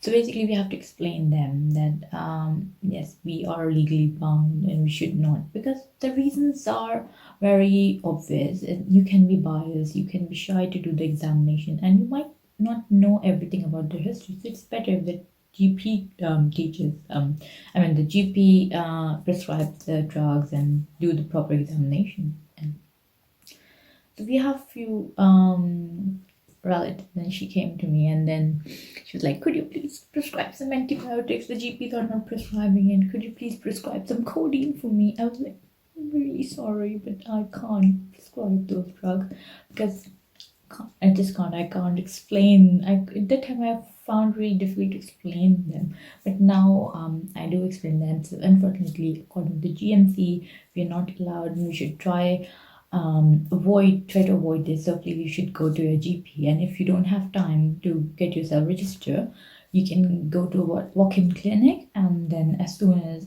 for the time being, and then try to register as soon as possible. So you are, the next scenario, you are on call on CCU when you are being asked to see a lady who has been admitted with chest pain, currently waiting for the blood results to come back and wants to self-discharge. So self-discharge is very, very common scenario. When I'm on night, I at least get one self-discharge that the patient wants to doesn't want to stay the whole night in the hospital. And now what would you do? So there are just two rules for self-discharge: whether the patient has capacity or not, and whether you have explained all the risk to her or not. So this also happened to me. This was a lady, she was basically has like she's known to have anxiety, so it was difficult to tell whether it was anxiety related or the cardiac cause of the chest pain. But we were still waiting for the drops to come back. So I explained her that it could be that her chest pain is due to the cardiac cause. Unfortunately, we don't have all the blood vessels back, so she should stay in the hospital. But then she was adamant that no, I would like to go. She was very conscious and she was like, no, I will get COVID from the hospital and I don't want to die. If I stay in the hospital, I would die. And then I explained her very bluntly that even if you might also die if you go home. And because if it's the cardiac cause of the pain, you might die at home as well. So ideally, you should stay in hospital. And if you will go, that would be against the medical advice. And then she was like, oh, you're blackmailing me, you can't imprison me, and things like that she was saying. But I was like, sorry, I'm really sorry. I'm not blackmailing you, but I'm just trying to make you aware of all the consequences. But yeah, she was adamant. She left the hospital. But she had the capacity, so yeah, she can left. But I, just for my own sake, I just called the medreg and asked her that this happened. She was like, that's fine. I mean, if the patient has the capacity and you have explained her all the consequences, then it's fine. They can self-discharge. They just need to fill in the form and then they can self-discharge. So that's a very common scenario. The next scenario is you have been informed by the nurses that you have prescribed 7.5 milligram of methotrexate once a day instead of once a week, and the patient already has been given 2 doses. So prescriptions are very common. I mean, we are humans, we can make mistakes, and it's just a computer system. Like in our hospital, we have a computer system, so it's just a matter of clicking one wrong option. So like instead of clicking once a week, you can easily click once a day. So make sure you always recheck when you prescribe your stuff. So yeah, the important thing here is to make sure that you accept you accept the problem, you apologize, and don't try to hide things. It will make things worse. So if you accept everyone would be nice with you. So your first responsibility should go and correct the drug error on the drug chart itself, and then you should go to the patient, apologize, explain him everything honestly that what happened, and obviously check him that whether he has any side effects from the overdose. Just examine him, make sure he's alright. And if you be nice, and then if you will tell the patient honestly, they won't make any complaints against you. And also you should inform your consultant what happened, because he's the person like he has a responsibility of all the patients, so you should not know what's going on. And also there is something called DATIX, which is incident reporting. So you should do DATIX as well. Means you report this incident, or sometimes nurses do as well. They're bound to do all the for example, if there is any incident happened in the hospital, it needs to be reported. So in that, they will discuss what happened and who were involved, and then they will discuss what can we do to improve it. And also you could do something called reflection on your e-portfolio. Like in foundation trainees, we have got an e-portfolio, and all the trainees have got the portfolios. So we need to then reflect on it, that what happened, why it happened, and what can you do in future to prevent this from happening. So then I reflected that I will double check after prescribing any drug, and that was the lesson I learned. I know, like, double check everything which I prescribe to make sure I prescribe the right thing. And if I'm something not sure, I would just ask someone. It's better to ask anyone rather than making mistakes. Okay, so that's it. I hope it was helpful, and wish you very best of luck. And I would say, I hope your journey in UK would be smooth, and it's a very nice place to work. So best of luck. Thank you.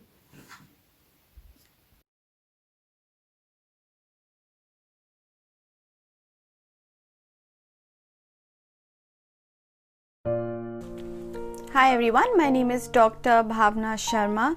I work as a medical registrar in London. I'm going to be specializing in endocrinology training in August 2020. So today I've been very kindly asked by Road to UK to give a brief session on the legal and ethical scenarios applicable to new doctors who are going to come and join us in the NHS. I find ethics very boring because it's usually a number of laws that you're supposed to memorize and then you're supposed to just answer some questions on your exam. So what I've done today is I've tried to break down ethics and legalities of medicine into absorbable scenarios which I faced working as a junior doctor as well as a middle grade registrar when I came and worked in the NHS. Even if you're senior doctors back home, when you come and work in the NHS, you have a number of issues which are quite new and a number of things which you might find a little awkward when you come and work in the NHS. So hopefully after today's session you feel a little bit more comfortable with working as a safe doctor in NHS. Now, the first thing that you need to remember with your legal and ethical scenarios is that you always have senior support. If you have a problem with your patient with regards to ethics, first of all, have a good communication relationship with your patient. Discuss what issues they have and see if you can solve any of their problems. Always rely on hospital guidelines. Most hospitals have very good guidelines with regards to ethical issues, so always consult them. But if everything fails or you don't want to try the previous two steps, always look at your senior to provide you with some support. The first scenario that we're going to discuss is that you're an SHO working in a medicine ward. You're bleeped by a ward nurse at 2 a.m. at night, very typical, informing you that the patient is refusing their medications. Your registrar doesn't respond to your bleep, again very typical, as she is in recess dealing with an acutely unwell patient. She tells you that you're supposed to speak to the patient. Now this is a scenario of capacity. Capacity is actually a weapon to empower patients to make their own decisions with regards to their health and welfare. The role of doctors the role of doctors isn't that you're supposed to dictate what the patient needs to do. Rather, the role of the doctors should be as a facilitator to help the patients make their decisions. Remember, you always treat your patients as adults. You don't treat them like children, and adults have the power to make their own decisions. Something very boring, but I have to discuss it. It's the Mental Capacity Act in 2005. Remember, it is for people 16 and above. Now, the Mental Capacity Act, if you break it down into simpler terms, it means that you should presume everyone has capacity, everyone has the right to make their own decisions. Your doctor should support you in making your own decision. If evidence points to the patient not having capacity, then the last 2 points of the Mental Capacity Act come in play, which is best interest. You're always supposed to provide treatments which would be the best treatment, keeping in mind the patient's medical background and their needs. And if you're supposed to go against the patient's wishes, the way that you do it is you always start from the least restrictive intervention. What that means is that if your patient is refusing to take IV antibiotics and they're pulling out their cannula, you start out with the least restrictive thing. You bandage the cannula and make it difficult for pulling out the cannula first, rather than putting mittens on and harming the patient's liberty. So you always start by the least restrictive intervention for the patient's freedom before moving on to more restrictive interventions. I've told you about the Mental Capacity Act. You're probably not going to be asked to recite the Mental Capacity Act when you come and work in the NHS, but what you would be asked to do is to assess a patient's capacity. Now, as a registrar working in the NHS for about 5 years now, I've adopted a 5-step strategy when I try to assess a patient's capacity. The first thing is that I explain to the patient what needs to be done. I make sure that I explain to the patient as to what might happen if the treatment isn't done. For example, if the patient is refusing IV antibiotics, I would explain to them that you've got a severe infection. IV antibiotics or antibiotics through your veins might be more effective in treating your infection rather than simple antibiotics given by mouth. I would explain that if these antibiotics aren't given, you might start to feel more unwell, you might get more confused, you might start having pain, or there is a risk of death. So you explain all of the things which might happen if the patient doesn't take their treatment.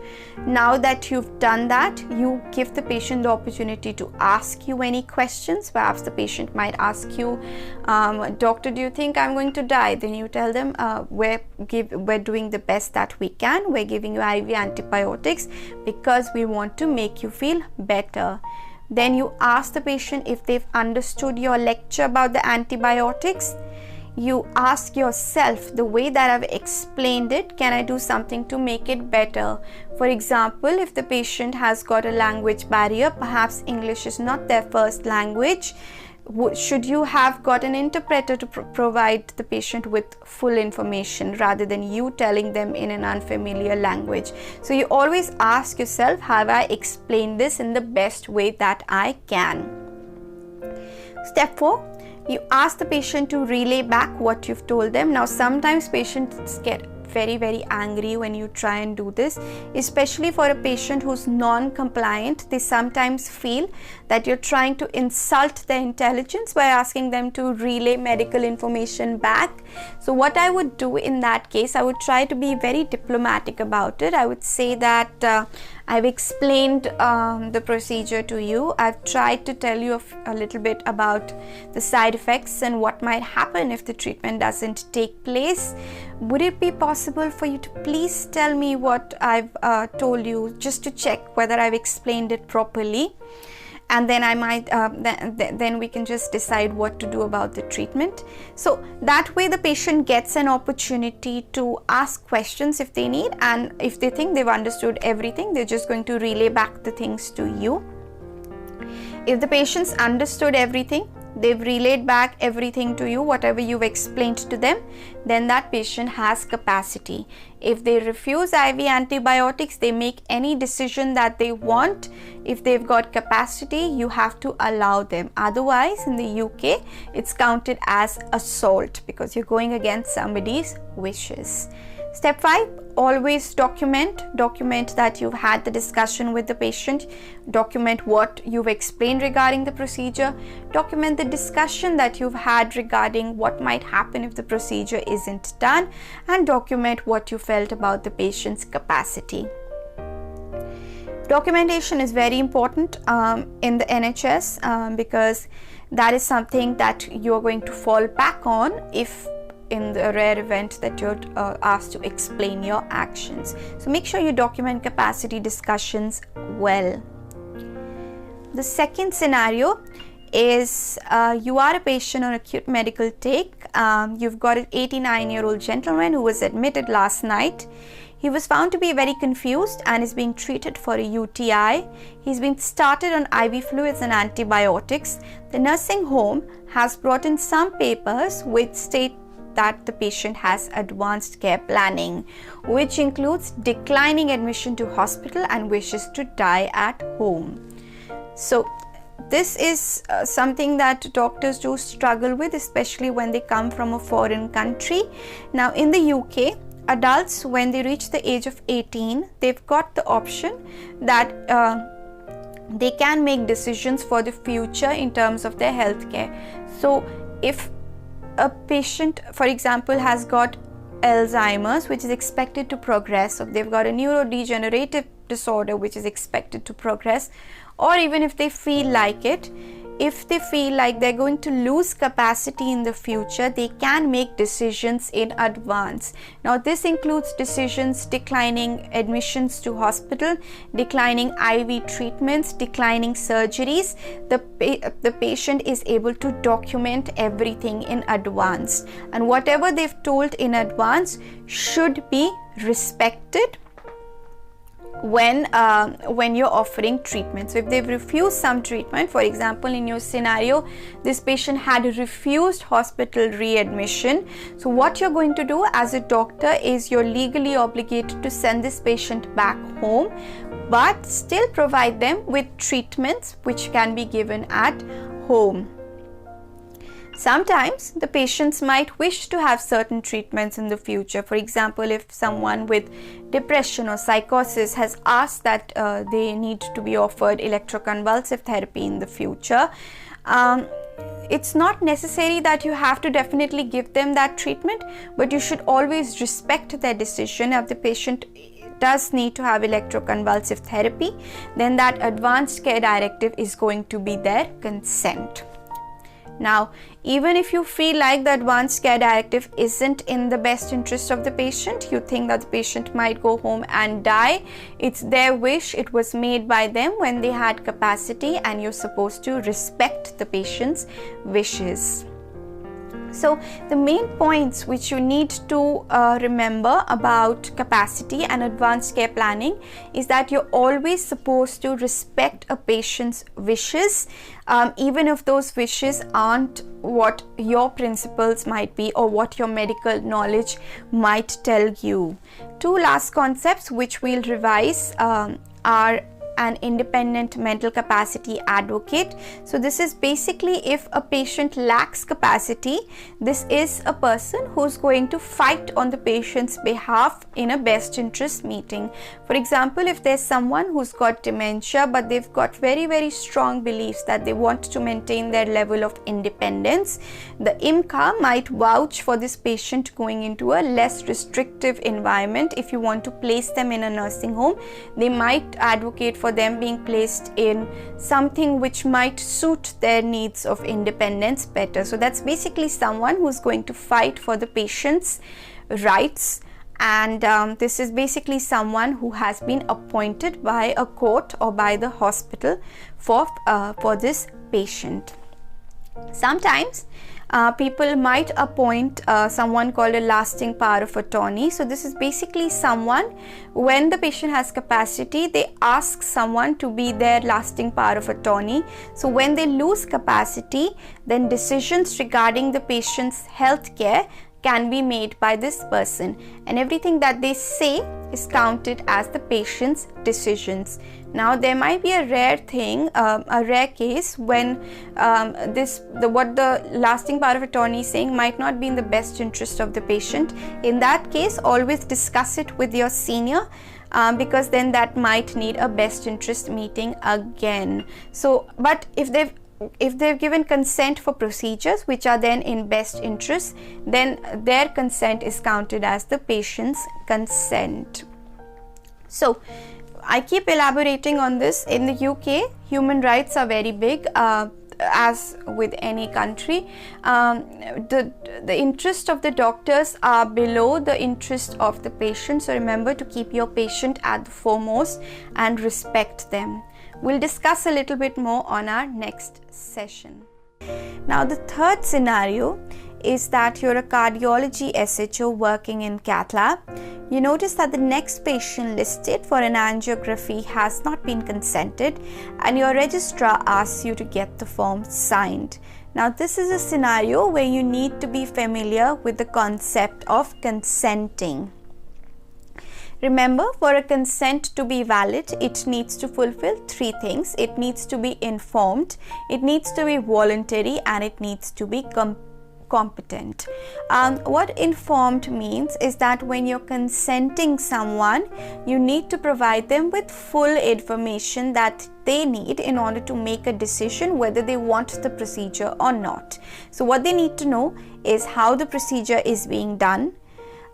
Remember, the person who is doing the procedure should ideally be consenting the patient, because they know what they're going to do in the actual procedure. So if you are an SHO working in a cath lab, you aren't able to consent the patient because you aren't experienced in doing the angiography yourself, because you don't have the authority to do an angiography, so you don't know what an angiography may entail. The patient needs to be informed about the complications which might arise. So they need to know about the common complications as well as the rare complications. The Bolam test basically wants you to tell the patient as much about the complications as a reasonable doctor would do. But there's something called a Montgomery case which was done, which is basically that the patient needs to be informed about the complications pertaining to be relevant to a patient. For example, if you're consenting someone for a cataract surgery, even though vision loss might be the last of complications, but if you're consenting a one-eyed person, a person who's only got vision from one eye, and you're operating that eye, they definitely need to be told about the risk of vision loss. So remember, the consent needs to be informed. The second thing that the consent should do is that it needs to be voluntary. What that means is that the consent shouldn't be under force. So there was a case where we had an 18-year-old daughter who was being forced by the mother, who was a Jehovah's Witness, that she shouldn't receive blood transfusions. So if the daughter is being forced to give consent or deny consent, that is not voluntary. So remember, it has to be a voluntary consent. The consent needs to be competent. The person giving the consent should be a person who's assumed to have capacity and is assumed to be competent to make decisions. Remember, all people above the age of 16 are presumed in law to have capacity to provide to consent to treatment. A child aged 16 to 18 years cannot refuse treatment if it has been agreed agreed by a person with parental responsibility or by the court, and it is in their best interest. So people above 16 can consent for treatments, but people from 16 to 18 cannot refuse treatments if they are in their best interest and it has been agreed by a parent. So it needs to be a competent consent. Another thing which you need to remember when you're consenting someone is you need to document that you've consented this patient. So you need to document that what you've explained to the patient, what questions they asked you, and whether you felt that this patient had capacity and was competent. Usually in the UK, you will have a few consent forms to fill in. The one that you need to remember is a consent form 4, which is basically done for someone who cannot consent themselves, but the two doctors independently consent for the patient because they say that the procedure is life-saving or in the patient's best interest, and you cannot delay getting consent for this patient. So then you can fill up consent form 4. All right, moving on. The fourth scenario is that you're seeing a patient in the HIV clinic. He is HIV positive since the last 5 years. He's recently broken up with his long-term partner who was aware of his HIV status.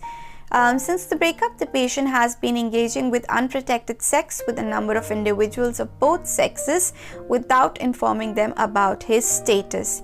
You urge him to inform these individuals, but he refuses. He states that you cannot break his confidentiality. Now, this is a scenario of confidentiality, a very important concept that you need to remember when you come and work in the NHS. Now, the patients have a right to expect that the doctors will not disclose any personal information unless they give their permission. Now, a few exceptions to this is if it is in the patient's best interest or in the public's best interest. Now, you need to discuss this with your senior when you feel that you need to break the patient's confidentiality. some cases where you can break a patient's confidentiality is when it is for notifiable disease, including tuberculosis. Remember, HIV is not a notifiable disease in the UK. Some public bodies can ask for patients' information, like judges or courts and the police, if they feel like the public is at a risk of harm by this patient. When you feel that the patient or a particular individual or a community is at serious risk due to the patient's condition or behavior, then you can break the confidentiality agreement, for example in the case of the HIV patient knowingly infecting others. Remember, when a patient comes to a hospital and they consent for treatment, then you can share their information with people who are going to be involved in the patient's treatment. So that's going to include your nurses and the doctors as a part of your team. So you are allowed to share information with them. It's just talking about people who aren't directly involved in the care of this patient when they're getting admitted. Another scenario is that you've got a 15-year-old girl who's requesting for oral contraceptive pills. What you need to do is, when you're dealing with a patient like this, you need to keep into account the Fraser guidelines. Now, the Fraser guidelines say that a doctor can proceed to give advice and treatment regarding contraception if you're satisfied with regard to the Fraser guidelines criteria. Is that what you need to assure yourself is that the child or the girl cannot be persuaded to inform parents or allow the doctor to inform the parents that she is seeking contraceptive advice. It's likely that the patient is going to continue to have sexual intercourse with or without contraceptive treatment, that unless she received contraceptive advice or treatment, her physical or mental health are likely to suffer, that her best interests require him to give her contraceptive advice, treatment, or both without parental consent. So this is basically just keeping into account that this child is going to engage in sexual activity, and providing contraceptive advice or contraceptive treatment will be perhaps better than the child getting refused or redirected from your clinic, perhaps to a place where she might not get the best treatment or the best advice, and whatever is going to happen to this child when you refuse this treatment is going to be affecting this child's mental and physical health. So very, very important that you remember, you don't refuse a girl contraceptive advice unless you feel there are some other reasons which don't fit into the Fraser guidelines. Alright, so we're going to continue this into our next session. Remember to go back to the first lecture to just go through a few more scenarios which I discussed before. We'll continue discussing legal and ethical scenarios when you which are applicable to when you come and work with us in the NHS. Good luck. So this is going to be the part 3 of the lecture series, and we're going to begin with our scenario 6. This is a 14-year-old girl in pediatric A&E. She's an emancipated child and lives alone, working at a fast food chain. She has been diagnosed with acute appendicitis and would need a consent form signed for an emergency appendicectomy. She states that she's estranged from her parents, who are not available to sign anything. She understands the risk of procedures and states that she has a court order saying that she is competent. She also asks you not to call up the parents, but wishes the next of kin, her aunt, be informed in case of any complications. Now, like we discussed the Fraser guidelines for people, for children below the age of 16, we talk about the concept of a Gillick competency, where the child can consent in specific scenarios, but the doctor has to be convinced that the child has sufficient understanding and maturity to enable them to understand what is being proposed. It is very important that in order to maintain a good doctor-patient relationship, you respect the child's confidentiality unless the child is at risk of serious harm. So in the scenario that we're discussing, if the child refuses that the parents need not be informed, you don't inform them. And because the child is an emancipated minor, then the child can consent to their appendectomy. Moving on to the next scenario, this is scenario 7, where you're seeing a new patient in the emergency department who's come in after a generalized tonic-clonic seizure. He's known to have epilepsy, which has been well controlled without medications for the past 12 years. You speak to your neurology registrar and he advises the patient be seen in clinic. This patient works as a lorry driver. He urges you not to inform the DVLA. Very common scenario, people with medical conditions in driving. What we need to know is that the DVLA stands for the Driver and Vehicle Licensing Agency. So this is basically an organization in the UK who are going to issue driving licenses, and they might take away a patient's liberty to drive. Every person who's got a medical condition which is going to change their ability to drive needs to inform the DVLA regarding their license status. The actual responsibility to inform the DVLA lies with the patient, and there's about £1,000 fine if a patient doesn't inform the DVLA about their medical condition which might affect their driving. Important medical conditions that you need to remember which are applicable to the DVLA are diabetes, syncope, heart conditions, sleep apnea, epilepsy, strokes and glaucoma.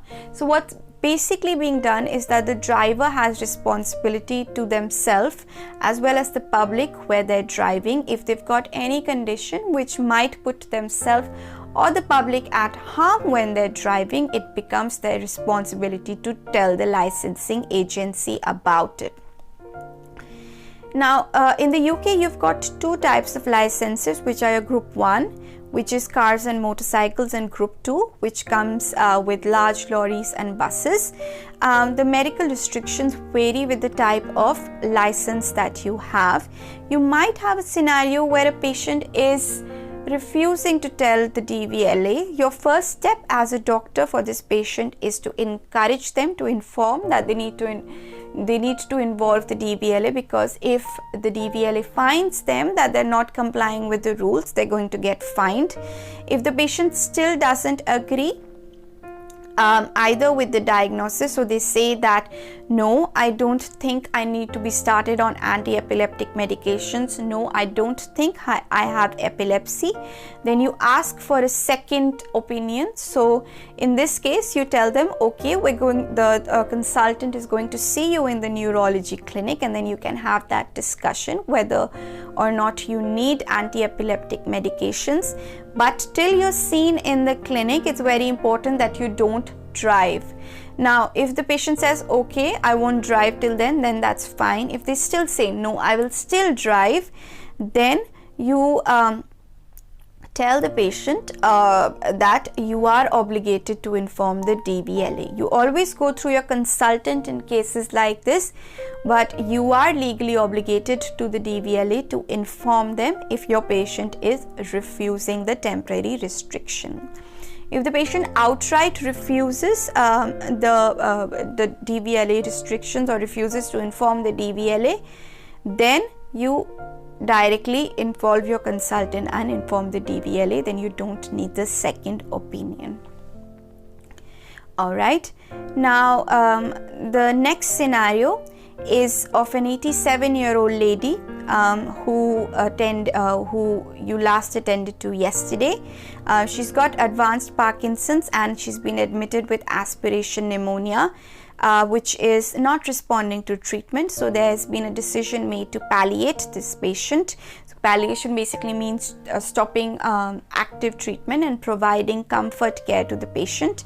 Now this patient's died, and now you're supposed to fill up the death certificate for this patient. Now, often you'll be asked as an SHO to fill up death certificates. This is what a death certificate looks like when you go and fill it in the bereavement office. Remember, when you're asked to fill up the death certificate, you always need to discuss the cause of death with the named consultant for this patient, where the consultant will go through with the patient's history, examination, and what happened during the treatment course, and then they come out with a cause of death for the patient. Now, the cause of the death for the patient is divided into cause 1A, 1B, and cause 2. Now, your cause 1A is going to be the main cause of death. So in the previous example, it's going to be aspiration pneumonia. Do not include things like kidney failure, liver failure, or respiratory failure as cause of death in 1A. You can include congestive cardiac failure, but nothing else. You can't include things like asphyxia, asthenia, cachexia, cardiac arrest, coma, exhaustion, because these are modes of dying, they aren't causes of dying. Cause 1B is going to be conditions which contributed to 1A. So in the example that we put on the screen, it's going to be advanced Parkinson's or advanced dementia, because that's going to affect the patient's ability to swallow, and that's why they develop the aspiration pneumonia. So that's going to be your cause 1B, and your cause 2 is any medical history which may have hastened the death. So that might be things like type 2 diabetes. So very important, but make sure that you always discuss the cause of the death with the consultant, because their name is actually going to be filled on the bottom of the death certificate. So they need to be aware that you're signing this patient's death certificate.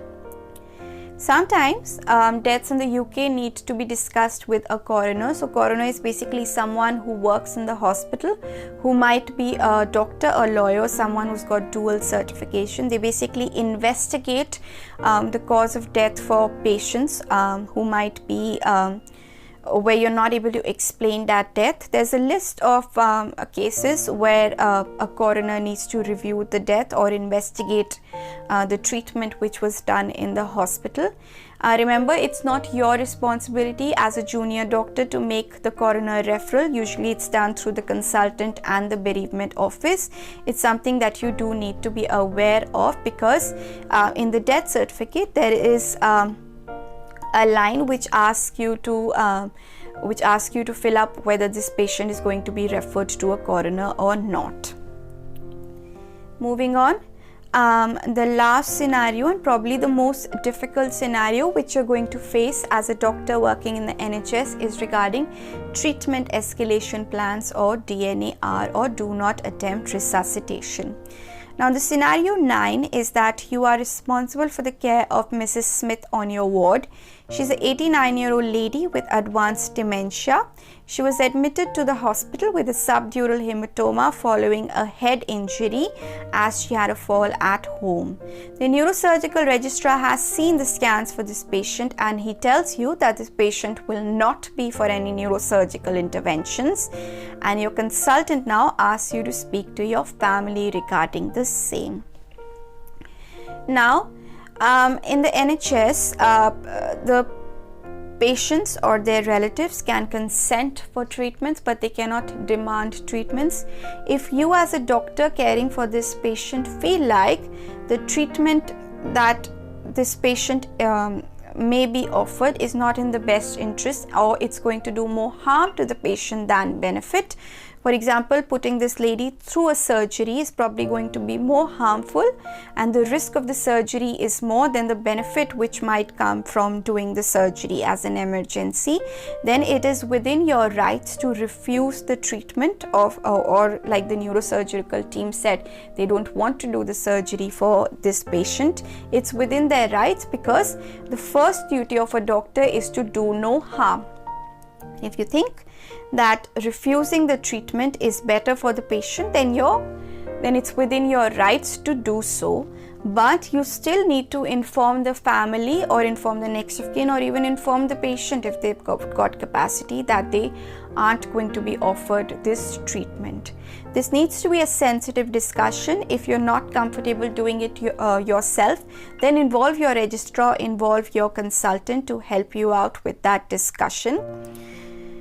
If you feel like there is a lot of discord within the treatment escalation plan, for example, if there's a patient who you don't want to take to ITU or you don't want to take to HTU, don't want to do CPR on the patient because it's not going to be good for the patient. It's going to, if it's a frail lady or a frail gentleman, it's going to create lots of fractures for the patient. The CPR is only going to increase the risk of hypoxic brain injury, and the patient's quality of life is expected to deteriorate quite a lot from offering certain treatments. Then you need to get two consultants to sign in the DNA CPR forms or the treatment escalation plans, just so that you are protected in the court of law, provide if the patient's relative wants to take you to that place. But again, guys, please make sure that this is a sensitive discussion. Remember, you're making treatment decision plans for someone who's not you. The family are very, very concerned with their loved ones. So make sure that you're able to justify the treatment plans or the treatment escalation plans or the treatment decisions that you've made with the family.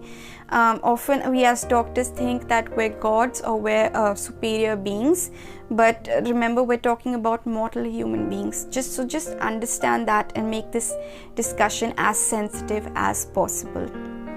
So that's the end of the legal and ethical scenarios.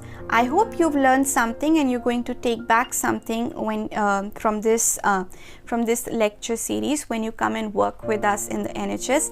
Again, I welcome you to the NHS and I hope you have lots of fun and you learn a lot coming and working in the UK.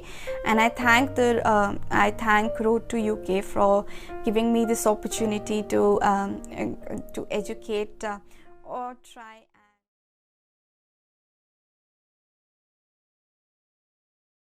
Thank you so much to everyone who not only contributed to this awesome induction, but to all of you who have sat through it. We really, really hope that all the information that was provided by ourselves and our peers was enough to make you all at least get a little extra boost of confidence and really feel that once you start working in the NHS, you know where to go and what to do and who to ask.